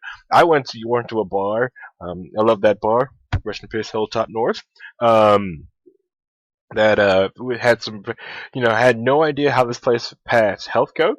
I have no idea how this place kept its liquor license because they would do crazy stuff like, you know, go down the street to the liquor store, just buy a bottle and bring it back because they ran out of stuff. It was weird. It was one of those awful, like, those dive bars where, like, nothing was really clean inside there, so, you know, don't get the ice. But, you know, I love that bar. You know, bad stuff happened, but it was our bar. So, yeah. So there, Escalaja Plus, I've read your story. Are you happy? I am very happy. And it comes with that bonus of a history lesson from Mr. Neese. Yeah, which I didn't know Neese had a history with this gentleman's club, this fine establishment on the south side. Here's the story, right? Me and my boy Tyler. Oh no! Like Tyler was drunk as shit. And he's like, "Okay, we're gonna go to the strip club, right?"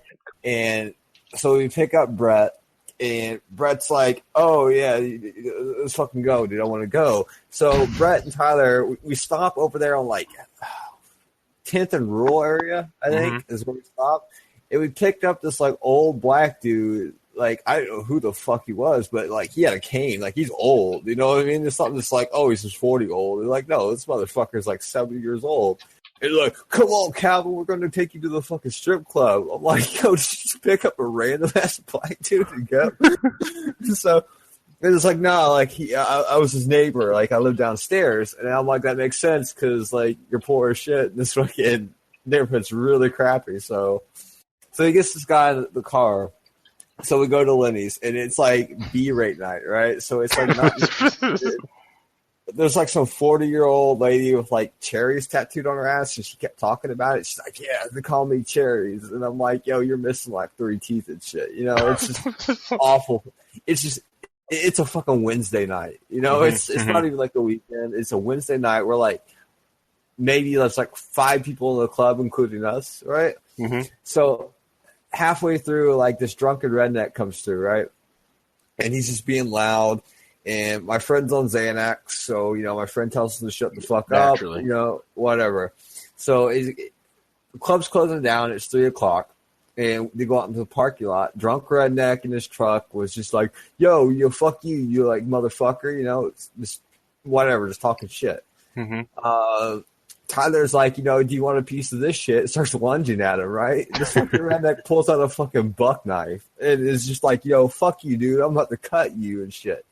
Being high on Xanax, Tyler just keeps going at him. I'm like, yo, you're about to get stabbed, dude. You're about to get stabbed. My friend Brett just eventually like calmed him down, I guess. We got into the fucking car. But this dude's like sitting there near the truck just waving the fucking knife. I'm like, yo, dude, we've not got no fucking knife fight. Like, I'm sober as a motherfucker. Like, I didn't drink at all. I'm like, yo, what the fuck is happening in this parking lot that you're starting to fight with this random ass redneck? It's gonna stab you if you get any closer. Like, not even gonna think twice of it. And you're trying to pick up this 40-year-old stripper named Cherries. It's just like. It's like, damn, I'm not going to go back to this club next week. We went back again. All right, thanks, Niece, for the Rip roaring. Oh, thanks, like Noah, for the 100 more biddies. Love biddies. Come for the podcast. Stay for the Stripper night fights. Yes, all the Stripper night fights. And JFR72, been there, bro. I've only been to a strip club once. It was in Evansville, and I enjoyed it because I wasn't spending my money. I watched a lot of money get exchanged hands, and it wasn't mine, so I had a fun time. But if it was been my money going the other way, I would have had more fun with scotch and cigars doing that. Anyways, before we go, while I've got all these tech people in now, we actually had someone in the Discord, Justin Taylor, they brought up a question, which I wanted to answer here on air, but no one controls the great white rhino, and he does what he wants. And, and decided to answer the question in the Discord, but I still want to bring it up while we got everyone here in the chat room to talk about it. It wasn't a completely detailed answer. It was just a basic answer. You went into talking about data transmission, voice, firewall talking. Really?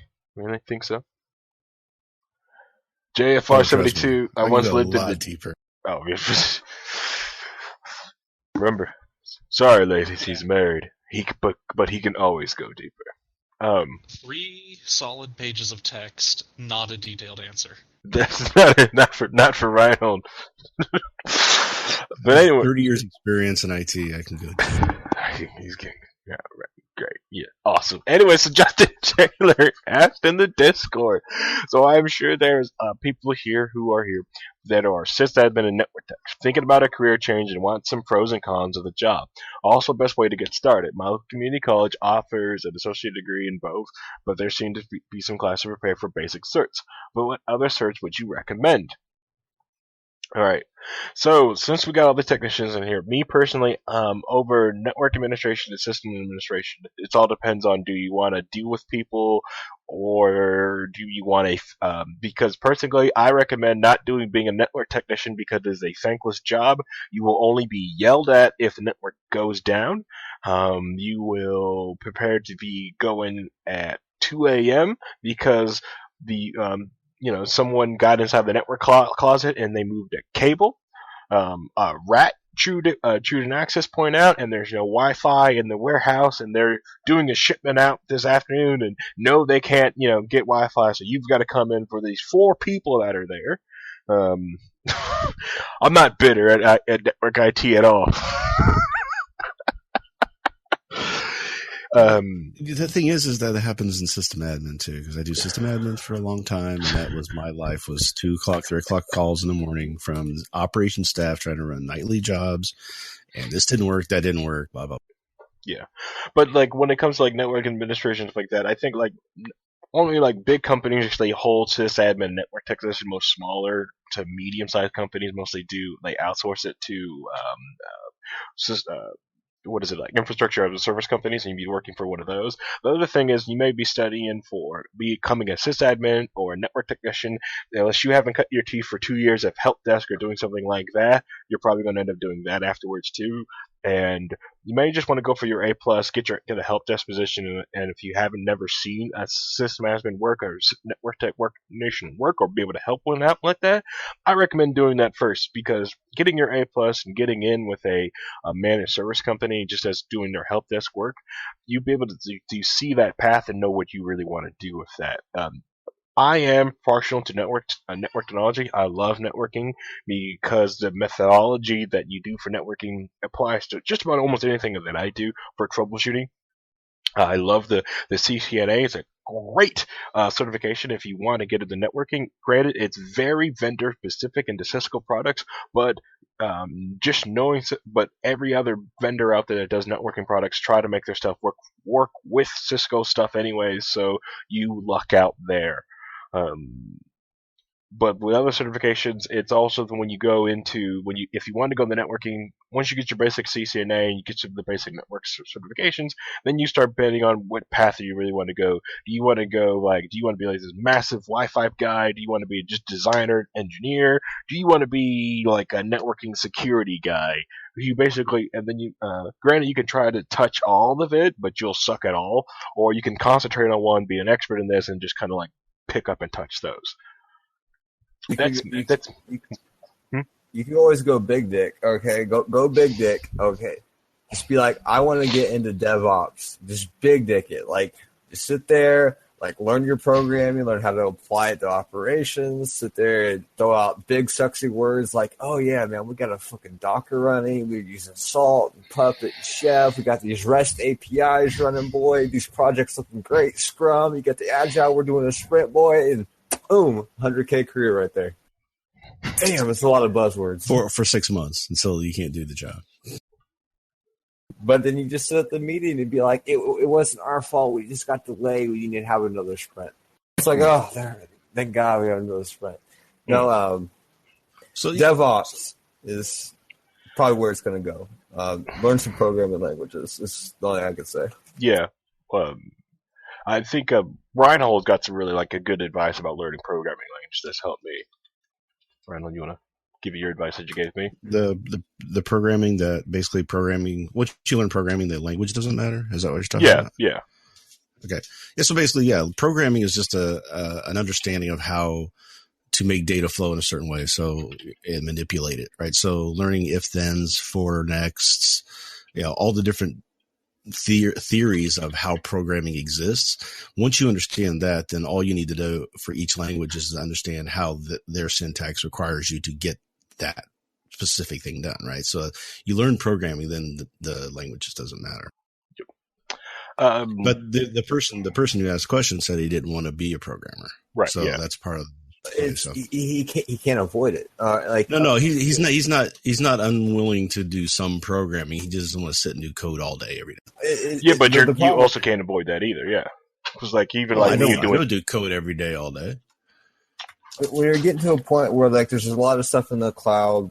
You're starting to get to a point where there's not a lot of on-premises stuff where things are starting to run as well. We're going to sit there and say we're going to add a BI system. We're going to add like these CMR systems. We're going to add all this cool shit we're adding that has to be programmed. It's not just like plug and play where it's like, we'll just install it but run anymore. You're actually going to have to like delve into it and actually program some like algorithms for it. You might even have to like make shell commands for it. There's a lot of sysadmins that don't know PowerShell. Like straight don't know PowerShell. So I'm a PowerShell now. So what I'm saying is that, okay, so say he wants to go the Cisco route though. So he can do phones, or he can do wireless. He can do. Don't do phones. Don't do phones. Firewall. That's not an option. Don't do phones. It's not an option. Don't do it. Your 1911 will be in your mouth if you do phones. I have friends of mine. We do phones at the company I work for. We actually built an app for the Cisco that they have in their catalog now. I mean, it's a big deal. It can but there's some programming there too, right? So there's always some programming, but in the data side, there's really not as much. You still have to understand how they work, right? Yeah. But no, I hate doing like voice over IP phones. It's fun. Don't get me wrong. I have a lot of fun doing phones, but I don't recommend it. Toe Boater asked, Reinhold, is Python good enough to learn? Me personally, I think Python, if you're just gonna learn, you just want a language to learn. I like Python because it's one, there's many Python jokes into it. Two, it's really good if you are into networking. Python helps you get things done in Bash, so you can make a lot of cool Python scripts to get things done. That's my personal take on it. Reinhold, he asked you the question. Right, but so Python's fine. It's just don't get locked into learning a specific language. Learn the programming side of it first. Make sure you're learning that as you're learning Python, right? So learn the programming techniques and ideas and theories behind it. That's going to save you, because if you switch over and you need to do other language, you're not going to be lost in that regard. Correct. And doing spam and eggs, yes. And then doing and also learning the best programming best practices. That's also too. So if you have to program for someone or something to go back over your code, you've also followed those best practices. So commenting your code, creating readmes and documentation, and learn the heck out of GitHub. Now your other question you've also asked on here too is there a way to get your certs online? Heck yeah, you don't have to go to a traditional school to go get your certs. A lot of the CompTIA puts a lot of their information online. There's YouTube videos of stuff people get things online. And if you don't want to do that, what I do to get my certs, I go to this, which is kind of like Netflix for IT certifications, itpro.tv. It's a really, really cool program. You can go there. You could. I'm an early adopter of IT Pro TV. I was there in the early days on it. So I recommend it. It's really, really cool. You get on here, go through their course library, and they have almost anything you want to learn on here that you can go through the course library and like. So you want to learn security, like go through your Security Plus. As you see, like I go through the Security Plus thing all the time because it's always freaking updating. Then I did my ITIL certification. I just got that the last month. I'm going over because I'm not that good at servers. I don't do much on servers, so I'm going over that right now. This is where I did get what I was talking about when I was going over GitHub. To get the, are you talking about getting the certs or like not? Oh, getting the certs. Yes, you can. I did my ITIL certification here at this very desk. What is it? What's the freaking site's called? I want to say like not Prometheus. What is it? The testing Prometric. Sorry, yeah, Prometric. Yeah, Prometric and CompTIA, they allow you to do your test there at your desk. You have to have good lighting, which all you need is the bright light and a good webcam. They want to see. You'll have to use one screen. You just go to their testing site and they'll tell you the requirements they have to be able to take your test there at your desk. And yeah, you can take your test. You never have to leave your house. I've done several different certifications here at this desk. And I've always done mine on site. So a lot of different, Ivy Tech has testing sites. There's a lot of testing sites around anywhere. I mean, they're all over the place. Just you can go find them if you want to. And they're cool to do too. Yeah. It's not a big deal. You can't do the Cisco test at your house. You have to do your CCNA. You have to actually go somewhere for your CCNA test. Right. And certain tests also have labs, things you have to touch and make you touch something too. Especially the CCIE. Yeah, that 2 day test to fail. The cost of the test, some of the range of the tests, I want to say the CCNA is up to $400 now. Maybe I haven't taken it in a long time. Microsoft tests are $250. You can always get discounts on those. You can get second chance codes with those. So the second chance with the Microsoft is that you take the test. If you fail it, you can go take it again for free. You get one shot to do that. Yep. They give out vouchers all the time.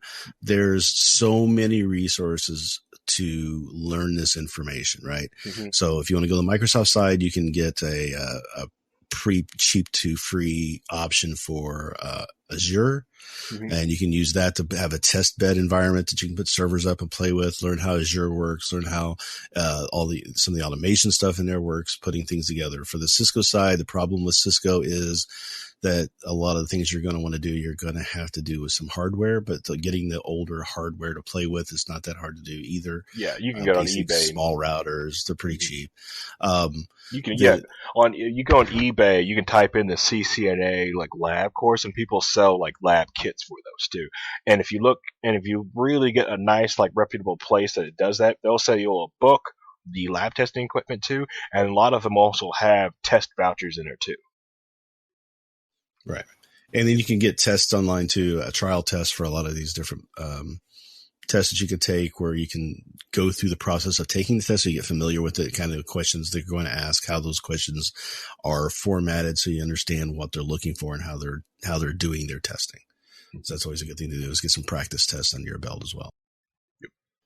A lot of places you buy practice exams for that will give you vouchers for testing too. So Microsoft again puts out tons of books that you can read. A lot of them you can get them for free if you know where to kind of look for them. Cisco's kind of a little bit more blocking on some of the stuff that they do, but you can still get books and things like that you can buy and read. There's so many resources to learn this information. The basic thing though is that until you know exactly what field you want to dive, so you can either be a generalist or you can be a specialist, right? So for a lot of my career, I was a generalist. I started, I had a long history getting back into IT from college to the Navy where I learned nuclear physics to where I was doing fan clutch repair to where I was doing data entry to where I became a network operator. in a mainframe shop, right? So there's a long kind of path there. I ended up getting into IT, the network administration, the Microsoft side of things, and networking and that sort of thing. So until you really find out what you want to be, a generalist is probably a better way to go. That means you're not going to be super, super deep in any one technology. You're just going to learn, like, from level 1 to level 5, you're going to be a level 3 area. Then find out what you want to do and then go dig deep in it. And that's when you can become a higher paid consultant for that specific technology. But you want to try to make sure you pick one that's going to be forward thinking, not something that's going to be shut down and not used anymore within a year or two, right? So you want to try and get something that's more, something that's going to be used in the future more often. Correct. That's where you get into the cloud-based stuff and things like that. On the networking side, Cisco side, firewalling, putting together single sign-ons and certificates and what's the CISSP if you want to go network security route. Those are really probably the higher paid certificates. The CISSP, that's really a hard one to get. The CCIE is another hard one to get. Those are very recomped by companies who utilize those people who have those certs. So that's like the later time in your career. But first, just get your feet wet, get in there, take anything, do anything. It's not going to hurt you to go work for a company for a year doing something completely you might think is beneath you. That's how I started. I started as I'd gotten a certificate and things for computer programming. Somebody had a job for an operations person and they were hesitant. I called them up. I said, why have you offered me the job? They said that the main reason they didn't is they thought that my knowledge level was too high, that they wouldn't be able to pay me enough. And I'm like, just what do you offer me? Let me take it. I'll get in there and I'll do something with it. Right. I learned a lot. You just suck up everything you can while you're there. Get the experience under your belt. And eventually you can get the CCAR if you got $15,000. that is the penultimate. Like, if you're one of these people that like to get certificates, right, that say like, oh, I want to be certified in this, the CCAR or stuff from Oracle is like, you're the pinnacle, you're the king of IT at that point. There's only 10 people in the world that have a CCAR. It's like 10 people. You can be number 11 and you can sit there on the gilded throne of IT and just be like, I have a CCAR. I know people who had CISSPs, and their job was to basically roll off the couch in the morning, fire up a bunch of scripts to do intrusion detection for the company that hired him for the day. While those scripts were going off, he played Xbox. Once the scripts were done, he'd analyze the scripts, ready to report, and turned it in. That was his job. Beautiful, but going on like Reynolds said, man, it's depends what you want to do. Where you work too. Where you work really depends on what you're doing. Like if you're like at a small company or like something that's like less than maybe like 500 people, you're probably going to be a generalist and you're going to be doing a lot of everything. Yeah, you're going to be doing the printer one day, you're going to be doing the network the next day, you're going to be doing a database the rest of the week. Yep, all three the same day. Yeah, like if you're in a larger company, you're probably going to be stratified. You're probably going to be setting a team, and you're going to interact with other team members. Like, oh, well, you're in the network team. You know, here's the security team you're going to be working with, and there's the systems team. So just depending on where you work, it's going to depend on like what you learn and how you learn it. You know, if you're in a small company, you're just going to be doing everything nonstop. You might even be the only person there. You know, so it's like you get to learn a lot really quick. You'll be doing a lot of like Stack Overflow and a whole bunch of Google searching at that point. But and that's the other thing when going, like, if you're in an IT interview and they ask you, like, they legit ask you a question that you don't know, instead of making up an answer as like, I don't know, you just like, you know, actually, like, that's one of the key questions. Like, you could score an easy an IT job just because of like, I will ask for help or I will Google search it. A lot of people will expect that when they interview that a young technician that's fresh to the, that's their first response, instead of like, no, I'm going to gun ho and just make it up as I go along. Like, no, you know, asking a question, Google searches, going finding a senior technician and asking for help. They like hearing that for newer technicians. Well, and the fact that you know where to go for help, right? So yeah, that too. Yeah. Like in the Microsoft side, I wouldn't know that, but I would go to the knowledge base of Microsoft, and I would do some searching here. I would look up the code, the event code that I see in the log, to see if the event code is associated to anything that's happening in mine. So I can see, that sort of thing. You would start explaining your troubleshooting process, and that's really what it's harder. It's easy to teach people how to implement something. It's easy to teach people how to do basic things, but troubleshooting is something that is coveted because not too many people can be taught that very well. It's something you kind of have to know and learn on the fly on how you would logically go step through something to find an answer to a solution. And being able to demonstrate that you know troubleshooting very well is something that would be a big key. So again, it's really dependent upon what area you want to get into, and most likely you don't know that yet. Yeah. Right. So unless you know for sure, hey, I want to go in and do certificates and get a CSSP and be this, or I want to go work on a Microsoft ADFS system or Active Directory or something like that. Unless you know that right now, get in and be a generalist, learn everything you can about how these systems work, how they interoperate with each other, learn a little bit about everything and make yourself valuable. That's the biggest key. You make yourself valuable wherever you are and whatever you're doing. And then you hold the key to everything. You are in control at that point because people will want to keep you around. And even if it's say, okay, we're going to phase out the system that you've been working on, they'll say, hey, you have shown that you know, that you're able to dig deep, learn, go above what you're required to do for your job. We want you to learn this other system and do it. We want you to move over and transition over. They won't just get rid of you. You're too valuable to the company. Yep. Oh, it was all great, but just like myself, I only got into security. I would think I was like 5 years in to doing like networking and IT. That I even like to me is like security is like I don't care. I'm not doing that. I'm gonna design the network. I'm gonna say what to buy. I'm gonna write these technical like procedure papers and do the day-to-day operations and security is someone else's problem. Security is that weird guy that's paranoid in the corner. He can do security. I fell into security. That's why I started getting into security. Just more of I got to help, and I was like, wow, this is really interesting. I really like this, But even at the end of the day, like I mostly get used for IT jobs for like technical writing procedures, writing policies, and doing day-to-day operational stuff because of all my operational background. It's what pays my bills. It's not what I really like the best, but yeah, okay, whatever. Pays the bills. I get a lot of I need you to help me build my website. Do you know PHP? I'm like, hell yeah, I do, boy. Yeah, that's another thing. You get a lot of that too, and even with being in networking, you still got to know some things about servers and just virtual machines and how to connect them. Just have familiarity with that. So you basically familiar with everything. Let's see.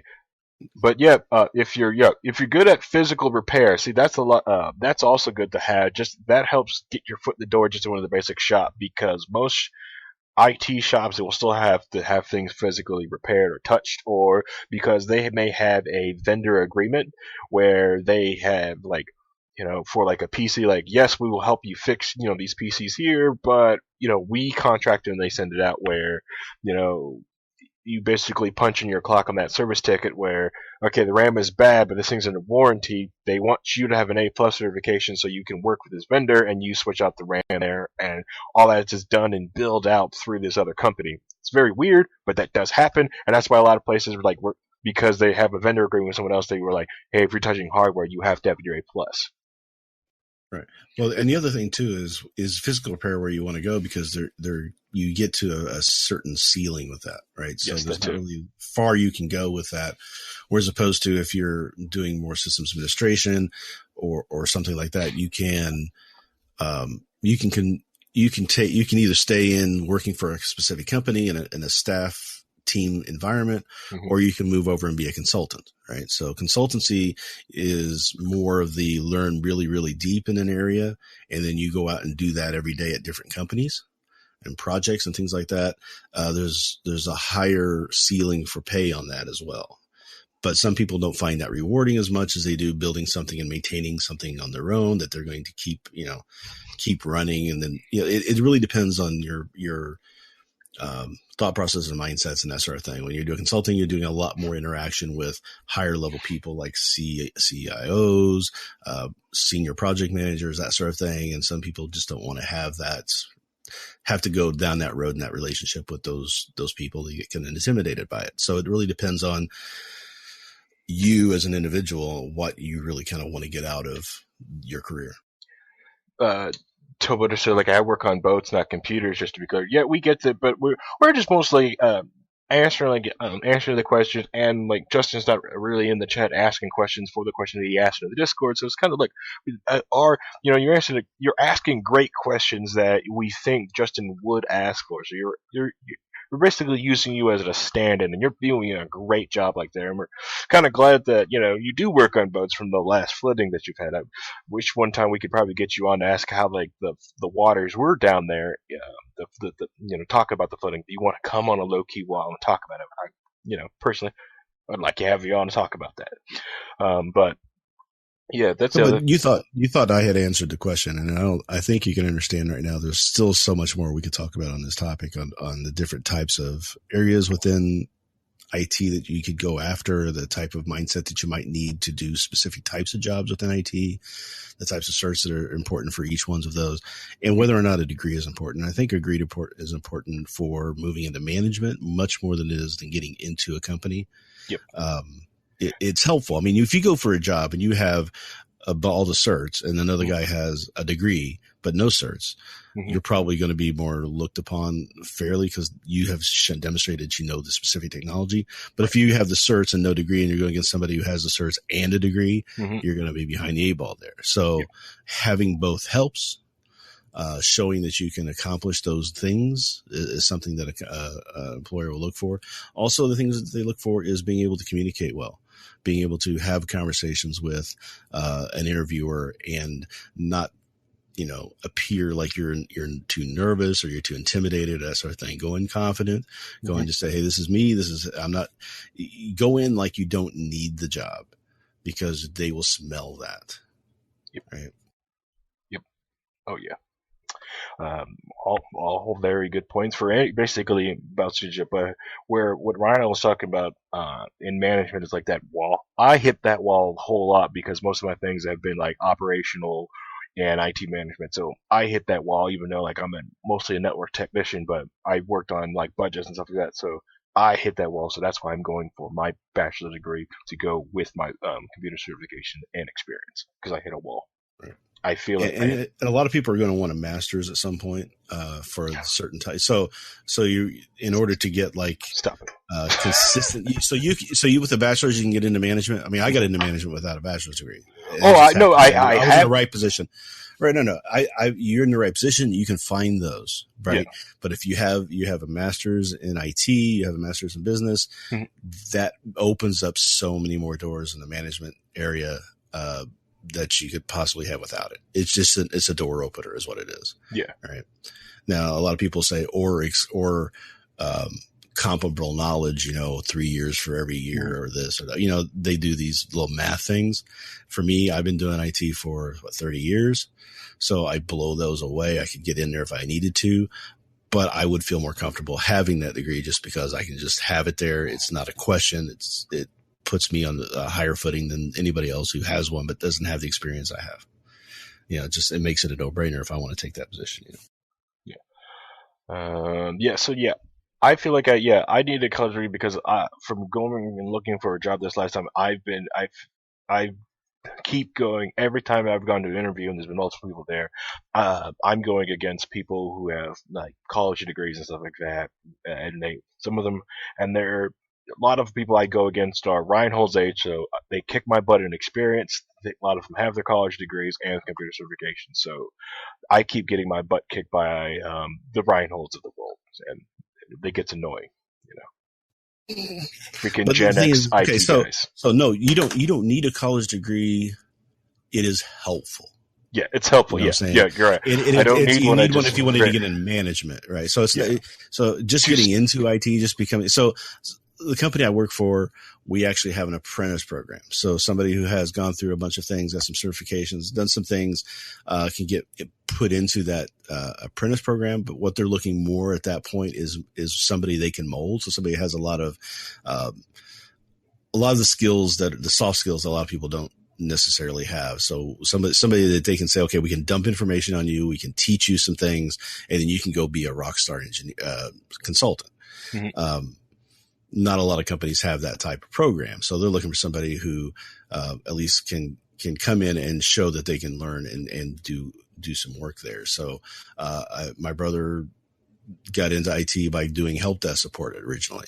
Right. And then he made himself valuable. They promoted him again. Then he moved on to another company with a better job, that sort of thing. That's how you kind of go through the process. You can't expect to come in sometime, really just come in and have the perfect job right off the top of the bat without having a whole bunch of stuff stacked in your favor. But any company will look kindly on somebody who is going above their job description, doing more than they're needed to do, making themselves valuable. That's always the key for any company. The only time I think you would ever really need a degree for IT is if you work in education, because they make that shit a requirement. Like that's the most painful thing. If you want to work in a hospital or let's say a college, right? You want to do IT at a college or a hospital, like it's required that you have a degree. Like they will call your university, they will double check to make sure you have it. And those are really the only two industries that I've ever had someone that really wanted to know if I had a degree or not. Every job I had in IT never really looked for it. It's not like, oh, well, you know what you're doing, so you're good to go. But when I started applying to like hospitals and schools, like they required that. So it just depends on the industry you work for as well. Some places make it a requirement, some places don't. And what's funny is I just canceled my IT Pro TV subscription 2 weeks ago. Did you? You canceled it? Yeah, I got the Twit, discount thing, and I was using it. I was just like, I'd hate to get rid of it because I lose that discount. Did you have the really cool one? Because a lot of the certificates I wanted that are new breaking certificates, they don't have courses for. They have courses for the basic, the AT, and stuff like that, but some of the Microsoft Azure courses and things like that, they really didn't have very good courses, or they were slow in getting them up, I thought. But that's just because I'm much more leading edge knowledge stuff, because I'm already in the industry doing that high level consulting thing.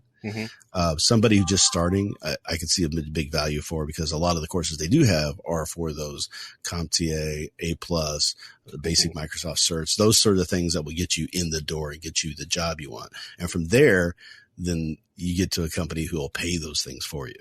Yeah. Right. Who'll pay you to send you to a class, who will pay you to send you to, or give you the resources for those things. I have weekly conversations just within my job where I'm actually talking to Microsoft people, right, about the technologies. I have communications. I've gone out and helped write some of the certifications with Microsoft in the past. So, you get into the right people, you get into those programs, that sort of thing. So it just seemed like it wasn't far enough ahead for what I needed. Right. So, but for somebody just starting out, it's a huge benefit in that regard. All right, real quick. I don't know if Reinhold, I'm not giving her the discount that I've got, because I got one of the Twit discount codes, but I got the 50% off discount code, and I had the 50% discount code on year 1 of IT Pro. Yeah, that's the same one I had. Yeah. So you're down. Yeah. See, I'm that low, and I'm not giving that up, because I always see that. I fought it for years, but I just looked at it and I wasn't using it. And that was my problem. I was just basically giving them money that I was not utilizing. And that was my own fault, probably. I just don't have the time. With the things I need to be doing, I don't have the time to go and look at the other stuff that they had. So unfortunately, that was just the reality of it. I watch it all the time. I like it, but that's me personally. I also feel like, because since I'm in school right now, I'm at going Western Governors University. They give me a subscription to lynda.com, so I get like a combination of the both doing that. But it's also but whoever you pay to learn any certification, there is no silver bullet. You have to find the thing that works for you, because if Udemy works for you, do it. If YouTube videos and get talking to crazy Russians online helps you get your cert, hey, freaking do that, or if just going to half price books, buying a book and doing some Adderall over the weekend, get your certs. Hey, I do that too. For certs, there used to be the red books for certs, right? So there used to be, I can't remember the name of the books, but they were little red books. They were made for each cert. Those books were awesome. They helped you study for an exam, and you pass that exam with those books. They don't make them anymore, unfortunately. No, they do not. Out and deleted, and it's so frustrating because those were awesome. Yeah. Now, and if you ever get to a part where you get a piece of technology that you've never touched before, you don't understand, getting like the regular certification book and the O'Reilly for Dummies book for it, because I always recommend getting the For Dummies books if you have never touched a piece of software before. Like the For Dummies are always best for that to me. They won't help you get the certification, but they will give you a good jump point to go read the certification book, because a lot of times the certification book makes a huge leap and think you have touched this and know about this sometimes. For Taylor, I'll say colleges are tough because so I was going to IUPUI and I was trying to get placed out of some of the exams I was taking because I do I need to take basic Microsoft Office training when I'm implementing client server technology? So I went and talked to the dean. Yeah. And he's having a conversation with me about client server. I'm like, well, this is how we're doing client server. Here's a Citrix farm that we have set up, which was Citrix 1.8, which was back before it was NT4 based. It was still 351 based. NT351. So this is dating myself, obviously. Citrix was back and then? he looked at me with glass eyes. Mm-hmm. Like he didn't understand what I was saying. And because he has been in academia so long, he didn't understand how the technology was going right now. Mm-hmm. So he was like, well, I can't validate this stuff. It's because it was his limitation, right? So you're saying you're going to WGU, and I've been wanting to go to WGU for several years now. Yeah. And I've talked to him a couple times, and my only thing was like, you have to apply in order for us to tell you what we'll give you credits for and all sort of stuff. So I've got so many credits because the nuclear power program usually gives a whole bunch of credits. Mm-hmm. And WGA is giving credits for Microsoft certs that you have. Well, I have like 25 or so of those. Plus, I've got other colleges and stuff that I can transfer in. I used to go to University of Phoenix, IUPUI, that sort of thing. So I'm trying to consolidate all that into one place. I think that I could probably get the degree in about 6 months there, 1 semester or whatever. So it's just paying that $3,000 up front is just a little bit expensive. So I'm working with my company who does tuition reimbursement, and they're going to try and work with me on getting that WGU involved in that program, because the way that it works with tuition reimbursement is that you take the class, you show them that you have passed the class, then they give you the money back for the exam, right? So I'm trying to say, okay, can you put up some of the money ahead of time? How do I get credit for it? What do you consider passing for that 3,000, that sort of thing. So it's a whole conversation we have to have. All right, you ready? All right, so a couple things. The Automate the Boring Stuff Python Programming, that's my favorite book. I love that freaking book. It's a freaking awesome book. The other thing with WGU, what I like about it is that if you already have a certification for it, they give you the credit hours for it.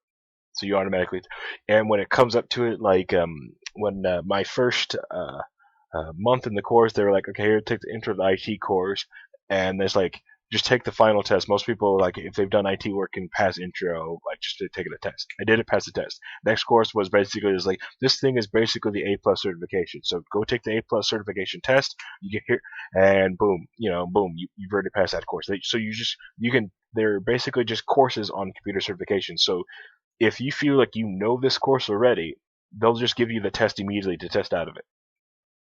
Right. It still pops up in front of you, right? Like, hey, you have to take this test. All right, just take the test. So if you know it, you just take the test. And if you already come with that certification, you automatically get the credit for it. So like if you already, so if you already go in there with your CCNA, which they might, depending on how old your CCNA has been expired. 2003 maybe is. No, they're not going to accept that. They didn't accept mine from back then either, so they're not going to accept yours. So screw. But I have all the Microsoft stuff on TCP/IP4. Right, And the cool thing with going through WGU is that you pay your credit hours through there, and they basically pay for all your certifications. You don't pay for the certification; you just go take your freaking cert tests, which is cool. The other thing is, since it's an accredited school, you can also get you can do the what a lot of people would do when they talk about is a student loan float. Is that since it's an accredited school, you can just file for the student loan program through it. That's right. You can get a student loan, float you through the semester, pass your courses, and just take that cash and just pay off that loan. Yeah. And then you have a long history with student loans. So I'm going to go to that. Okay. All right. If you want to, you can check out Live Coding TV. If you want like a learning experience, what these people do online is it's basically Twitch for IT. People will stream themselves like solving problems or creating something, and you can actually just sit there with these people and like go over and troubleshoot the problem with them. Mm-hmm. And like, oh, why isn't my fucking function working? It's like, well, why don't you try adding this, try adding that? So you can sit there in real time with people trying to solve something, fix an issue with them. It's an interesting thing if you like to do that. You can go to the Unity 3D channel, watch them create assets. You can kind of create assets with them in Unity 3D. So that's a great way to learn. If you don't want to just like watch just basic YouTube videos or read guides, you can do stuff in real time, like a learning lab like that. Towboaters, yes, I will take every bit of money from the United States government because I've been working they've been taking money from me since I was 14 years old, and I'll never get my Social Security cash that I put into the system. So I will. Those fucking boomers. Yeah, and if it wasn't for these damn boomers, we'd be retiring at age 50 to 55 right now. But the boomers screwed up Social Security. Yeah, I said it. They screwed it up. How do you screw up a Ponzi scheme? They did. Anyways, what's that? You mean you were actually dependent upon Social Security? Oh, God, no. Ever do that. God, no. I'd rather depend on Doge going hit the dollar. What's that link from that place you said is live dot what? What is it, niece? It's or do you got a link? It's just live.edu.tv. Live.edu.tv. Oh, improve your job skills by practicing and learning with. Oh, okay. I hang out. Yeah, there's a lot of places too. I mean, there's like a University of New York, SUNY, I think it is, or some other places like that. MIT lets you take classes online just for free, that sort of thing. So Stanford does it. I mean, there's a lot of colleges who do that where you can just what they call audit a class. Mm-hmm. And there's another place, I can't remember what, I think it might be Udemy, but it might be someplace else where you can take all kinds of different classes. For free. I signed up for one that was a nuclear power exam just because I wanted to see if there's any new things since I got into the Navy, right? So it just went through that. It was like, oh, yeah, nothing really new. Okay, I got it. Yeah, edx.org. They do the MIT degree, stuff like that, Harvard, Berkeley, stuff like that. Is really cool. It was actually the place where I first, when EDX, I did a Linux course through there that helped me go there. Let's see. Government does screw up scams. Yeah, governments do screw up scams. That's why I'm going back to college. TN does free as degree for adults who don't already have a degree. So whatever, sue me. Yeah, screw it. Screw it. Take everything that's not bolted down. Raise the pirate flag and take what you want. Okay. But yeah, I like WGU Simple Factory because it's all based on the timeline I want to go through. I moved through the course as fast as I did. I did 22 credit hours in 6 months. I'm on my other one right now. I've got to do this month.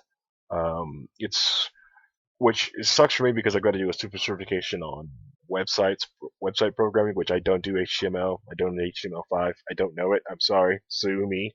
Okay. I don't do websites. Leave me alone. So it's difficult for me. HTML for my all, did my website for my dog. Okay. My Weird Al. I know. Yes. And what I love in that song is he talks about Pascal, and I'm like, yes, Pascal. If we had chose Pascal instead of C as programming languages for applications, we wouldn't have had the viruses we had today. So, suck it. So you can join that educational stream right there, and you can learn how to create a cryptocurrency trading bot and go with him and learn how to code it in Node.js. Great. No, it's great stuff too, because I mean, that's, and there's a lot more things that are open nowadays, and a lot of ways to get, if you wanted to get into programming. I know somebody said that Taylor said he didn't want to get into programming, but I mean, nowadays you can write your program and put it out there. You don't have to go through a company. Do it yourself. Be your own boss, right? Make your own job. And that's always the best way if you can do it. If you can put the work in that you need to put in, and you can do all the things you need to do to make that happen. If I had the choice back, from 30 years ago to what if we had the internet and the ability to do that sort of stuff then that we do now, I swear I'm so jealous of you guys just because of that you have those opportunities that I never had when I was growing up. Well, do you want to create this cryptocurrency bot with me, Reinhold? We can create bots for days. We can create bots and just siphon. Remember the old siphon the penny from the transaction thing? They utilized it in Office Space, but it's an old joke from a long time ago, right? So just do something like that where it just siphons little bits of small amounts of money everywhere. I think the real benefit of cryptocurrency is doing like the pump and dumps. Yeah. What this guy's doing is having it auto do it for him. Basically, it's just going to crawl so he doesn't have to sit and watch it. Yeah. So it's just like those trading programs, the day trading programs that watch the stock market and automatically sell at certain points and buy at certain points and just keep track of the funding. And that. So it can all be done automatic. And that's part of the problem with the market now that a lot of people are complaining about, is that there's so many bots doing that, that when the market moves too much, all of those kick off and it looks like a whole flood of stuff's happening, and that and the investors see that and think, oh, the market's getting scared. It's like, no, the market's just reacting bot wise to a certain number point, and then the every freak gets out, and that's why you get big swings nowadays. I did not expect this topic to go on. I don't want it to stop. I'm just shocked because now we're almost at 2.5 hours. I told you. You're telling me I answered the question. I'm like, no, I just scratched the surface. We can go deep. But anyways, Taylor asked us if we could go back on the certification pattern. It's all I brought up the ITPro.tv coaching services, the career path things, and almost what you want to do. So if you want to get into entry level IT, network security, but entry level IT, just the entry level IT work, they always recommend the recommended certifications is the CompTIA A plus. The depending on where you want to go is the doing the MTA Windows operating system is basically Microsoft's versions of not Microsoft's A plus, but mostly the Windows operating system. This is what or Microsoft servers, stuff like that. Those are the entry-level Microsoft classes, right? So it's just the basics. Okay, here's what a server looks like and how it works and some of the basics behind it. Here's how the cloud works and the basics behind it. Then you get into the MCSE levels and things like that, the more specific, harder to get, but more detailed type of things where you have to really have experience with a lot of different technologies in order to get those. Yep. Then it's got this one. If you're going to do server administration, they said I recommend doing the novice ones, the CompTIA, the MTA operating system, knowing Office 365, doing the N plus anyways, the Linux plus. Then once doing the MCSAs, and then moving on the MSE servers, depending on what you want to do, SharePoint, Exchange. And then and those are, and the irritating thing about that too, right there, is that's a general path. You don't have to do every single one that's on there, right. And there's a lot that's missing from there as well. So doing SharePoint today is probably not where I would recommend going, or even Exchange, because everything is going to Office 365. Everything is going to the cloud. You want to get into cloud stuff. You want to work like Linux in the cloud, Microsoft in the cloud, Azure technologies, all the different. Azure is changing. So Microsoft used to, if you want to go down in the Microsoft world, Microsoft used to do upgrades to their server systems every 3 years, and Exchange would get an update every 3 years. Windows Server would get an update every 3 years. All new technologies get introduced every 3 years. And that was just so businesses could have a planned upgrade path, right? So they might throw a few extra features in between that period of time, but was never a version level upgrade, right? Now with what they're doing with Azure, they're adding and changing Azure almost on a monthly six month basis, right? Stuff that you learned 6 months ago in Azure may be completely out of date by now. You have to keep on top of it, but that's where the industry is going. People don't want to have data centers anymore. They don't want to have to deal with all that stuff anymore. The cloud stuff is cost effective in that regard. That you're not paying for electricity for the data center. You're not for the heating and cooling, the data security, the physical security. All that stuff is no longer an issue. So it becomes more financially affordable to do this. It makes more sense. So a lot of people are going down that path. So if you're getting into technology now, focus on cloud. Yep. I've loved going through all the Zen Center stuff. Docker, virtual. That's for virtualization. I'm doing the cloud security expert certification this year too, which should be fun. But yeah, that's where everything has been going. But the other thing, just like what he said, because like my major thing, like I love doing, especially as a networking guy or just being an IT person, especially because most places I go, the IT shops are usually small, and if they have a server on site, that thing's getting transferred to the cloud, everything's getting virtualized going up there, or and it's just how things are. It's where everything. No, it's going to take a while. I mean, I'm still working with a lot of different companies who are still staying away from the cloud, but they know that they're going to in the next 3 to 5 years be there. So it's not something where, okay, if you learn Exchange or SharePoint or something, you couldn't get a position right now, but you have to be ready to transform yourself quickly. Yep. It's not going to take that long. And as more people move into that area, you're going to find more openings in those technologies, the more on-prem technologies, because everybody's staying away from them. So if you wanted to just get your foot in the door, maybe learning that technology, getting in, get your foot in the door, and then using it as a jumping pad to move up into that other technology is a way to go. It really just kind of depends on what opportunities are out there that you can find in your area, what kind of companies you want to work for. Always look for a company to, if you can, because I know it's hard when you're just trying to start out and trying to get your foot in the door and get anything, but try to find a company that is going to be a good company to work for, not just a slave shop, somebody that's not going to care about you or your needs or anything else. That's always important too for your own mental state of health. You don't want to get burnt out. 12-hour days, you're on call. It's important. I mean, so the company I work for is very good. When my wife came down with her situation where she found out she had cancer, they were just like, go take care of her. Right. So I was working for a company, a little story, because why not? I was working for a company that was just I'd become a manager there, but they were just sucking the life out of me. I was working way more than 40 hours a week. I was getting calls at 2 a.m. Even though we had an on-call rotation, I was still the one to get called in because I knew every system there, and they could always come to me and get the answer. So I was just burning out pretty hard. I went to work for this other company as a consultant.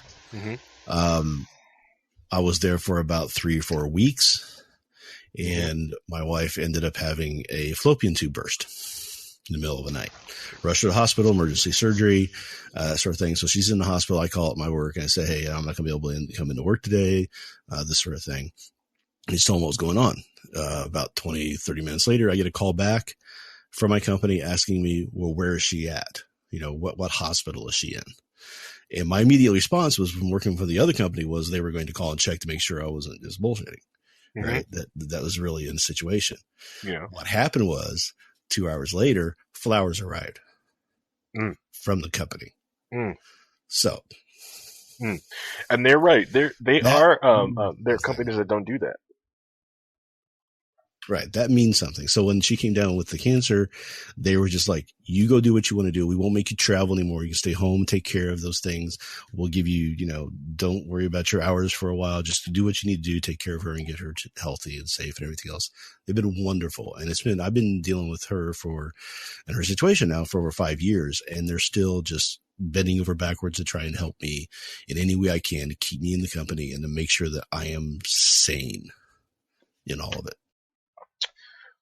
Well, someone like you right now is also good to train like the younger takers. Like, so if you got like a Justin Taylor started working there, you'd be great to, he'd be great to train. I do.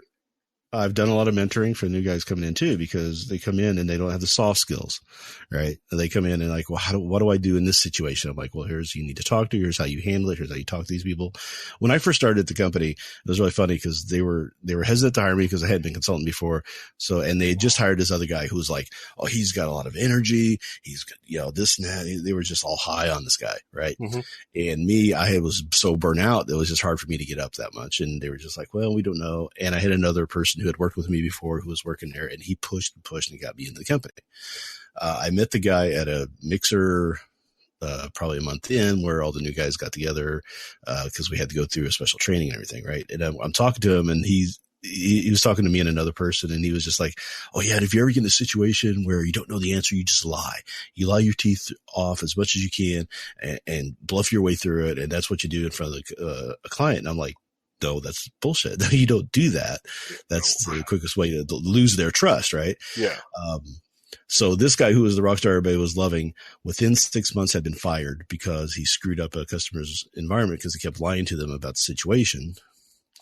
And I had saved two jobs because I came in and said, hey, here's the situation. We're just going to take care of it. We'll worry about the fault later. Let's just solve the issue. And customers loved that. They love, I had a great experience where a project manager was talking to the customer, and we had really bad news to give him. Mm-hmm. And he didn't wait till the end of the meeting to get it out there. He didn't try and, sneak it in or anything like that. He said, first thing we'll talk about is here's the problem. This is a horrible issue. It's partially our fault, partially your fault, whatever. Let's not worry about that. Here's what we're going to do to fix it. Mm-hmm. And the customer was very thankful that we didn't try to keep it from him, that we told him what it was, that we had a plan to solve the problem from that point forward. And that, we weren't trying to hide it from him, because that's what they want us for. And I told them when they hired me, I said, I've hired consultants. I know what to expect out of a consultant. That's why I think I would make a good one. And it turned out that I did a pretty good job there in the transition. So. Yep. Because there are some companies that will. My friend is an IT person for another company that's going to remain nameless because they're big, gigantic, and global and scary as hell. But he went to his mother died, and he went to had to call off to go to their funeral, and there's some BFE town in some BFE part of the country, and they actually sent people out there to investigate to actually make sure he was actually at a funeral. So there are tons of scumbags. So sad. Yeah. Oh, it's super scummy, and I wish I could tell you the company. I'll tell you when we're not recording, because they're, like I said, they're a gigantic global right. Pound you in the butt with lawyer company. So, but right, and the company I work for is a Fortune 500. I mean, this is a big company. But if you go look, it's in the top 10 of employee satisfaction every year. Yeah, but you look for those listings. If you're looking for a big company to work for, whatever, look those listings up, because they're important. They do mean something. All right, wrapping it up. We're at 2.5 hours. I'm calling it quits. We're done. The show's done. We're done. We're going to wrap this. We could go so much longer. I know. You know that. How long was our first wall? Huh? Low key. It was like 4 hours. We were like 4 hours in the first one. And who told us we couldn't do that? And who's been doing 3 hour? Well, I've been keeping them to an hour and a half for the last few. This one I have allowed to go long because it was a very interesting topic, and I feel that it's important for people. Yeah, and it was very important because, especially for Justin, for any of the young IT person that's possibly listen to this. Okay. All right. So before you go though, Tobotaros is not done. If you still have questions, if you still want advice, anything like that, not just about technology, but anything like that, please visit us, go to the Discord, talk to people who are there. Somebody will have knowledge about the topic you're wanting the information on. Mm-hmm. Talk in chat. If you find that you'd rather have a voice talk with somebody, ask them to get on the voice channels. Talk to them. Yep. Everybody there is open and friendly and want to be there to help each other. Mm-hmm. That's what the community is for. It's okay. Hey, we like talking about tech. We like helping out the community. Like Dear Leader said, it's all about creating a community and almost making this place feel like family. So we want to help everybody out. And there's so many people in various different places in IT at different levels of experiences. Like I think I saw Michael in there too, was also talking about on the Discord about stuff. Like I said, there's a lot of us on there. So, a lot of good information in there. So like I said, thank you all for tuning in to Low Key WAL. I know this one went super long on the tooth, and Spangler's probably going to kill me because this one is probably going to barely fit through the podcast feed out there. But hopefully, all those that do download this thing and made it this far in the episode, you guys are awesome. You could have been listening to anything in the world, but you decided to listen to Low Key WAL. Thank you. Going for the shilling, we've got on this Friday, we've got Liberty and Chill at Triton again. We're doing our hopefully I'll get the IRL stream going for that, and then we'll do some Paladins gaming after that. I'm probably, if I can't fall asleep after drinking all this coffee from this one, I'll probably do some Paladins gaming. I don't know if I'll stream it or not. It all depends on how I feel, or if I don't get terrible Russians playing that game. Reinhold, you want to show? Well, by the way, it's either you streaming that or we're streaming the other thing. So I'd rather see you streaming the game. So yeah, name's Reinhold. You can get me on social media on Twitter at Reinhold or Reinhold TV for my media stuff. Twitch for Reinhold TV, and that podcast. The podcast of Politinerd at politinerd.com will be coming live. I've got the first couple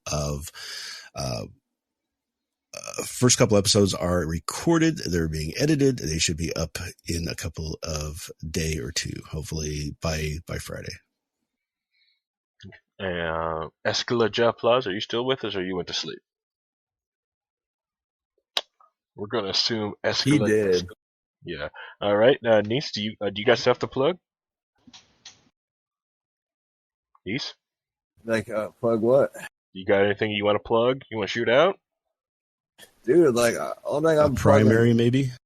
Yeah, I got my primary. If you're in District 4, go grab one of those Republican ballots, select my name. Shit, you can't go wrong. Yep, there you go. I'll fucking, if I get elected, I'll be playing Paladins while I'm fucking voting on spending bills. I don't give a shit. How hard is it to vote no on everything, right? Let's vote no on this. It's but it's about feeding the children. I don't care. Yep. They can get their own food. Libertarian feed them out of your own pocket. You don't need to point a gun at somebody to feed them. Yep. I don't point guns. I point recreational McNukes. All right, Escala. Yeah. All right. Do you have anything you want to show real quick? Absolutely not. Well, there is something actually that Escalja and I are both doing. Is that on Saturday on the Twitch channel is we're doing a D&D stream. Mm-hmm. There's four people doing this stream.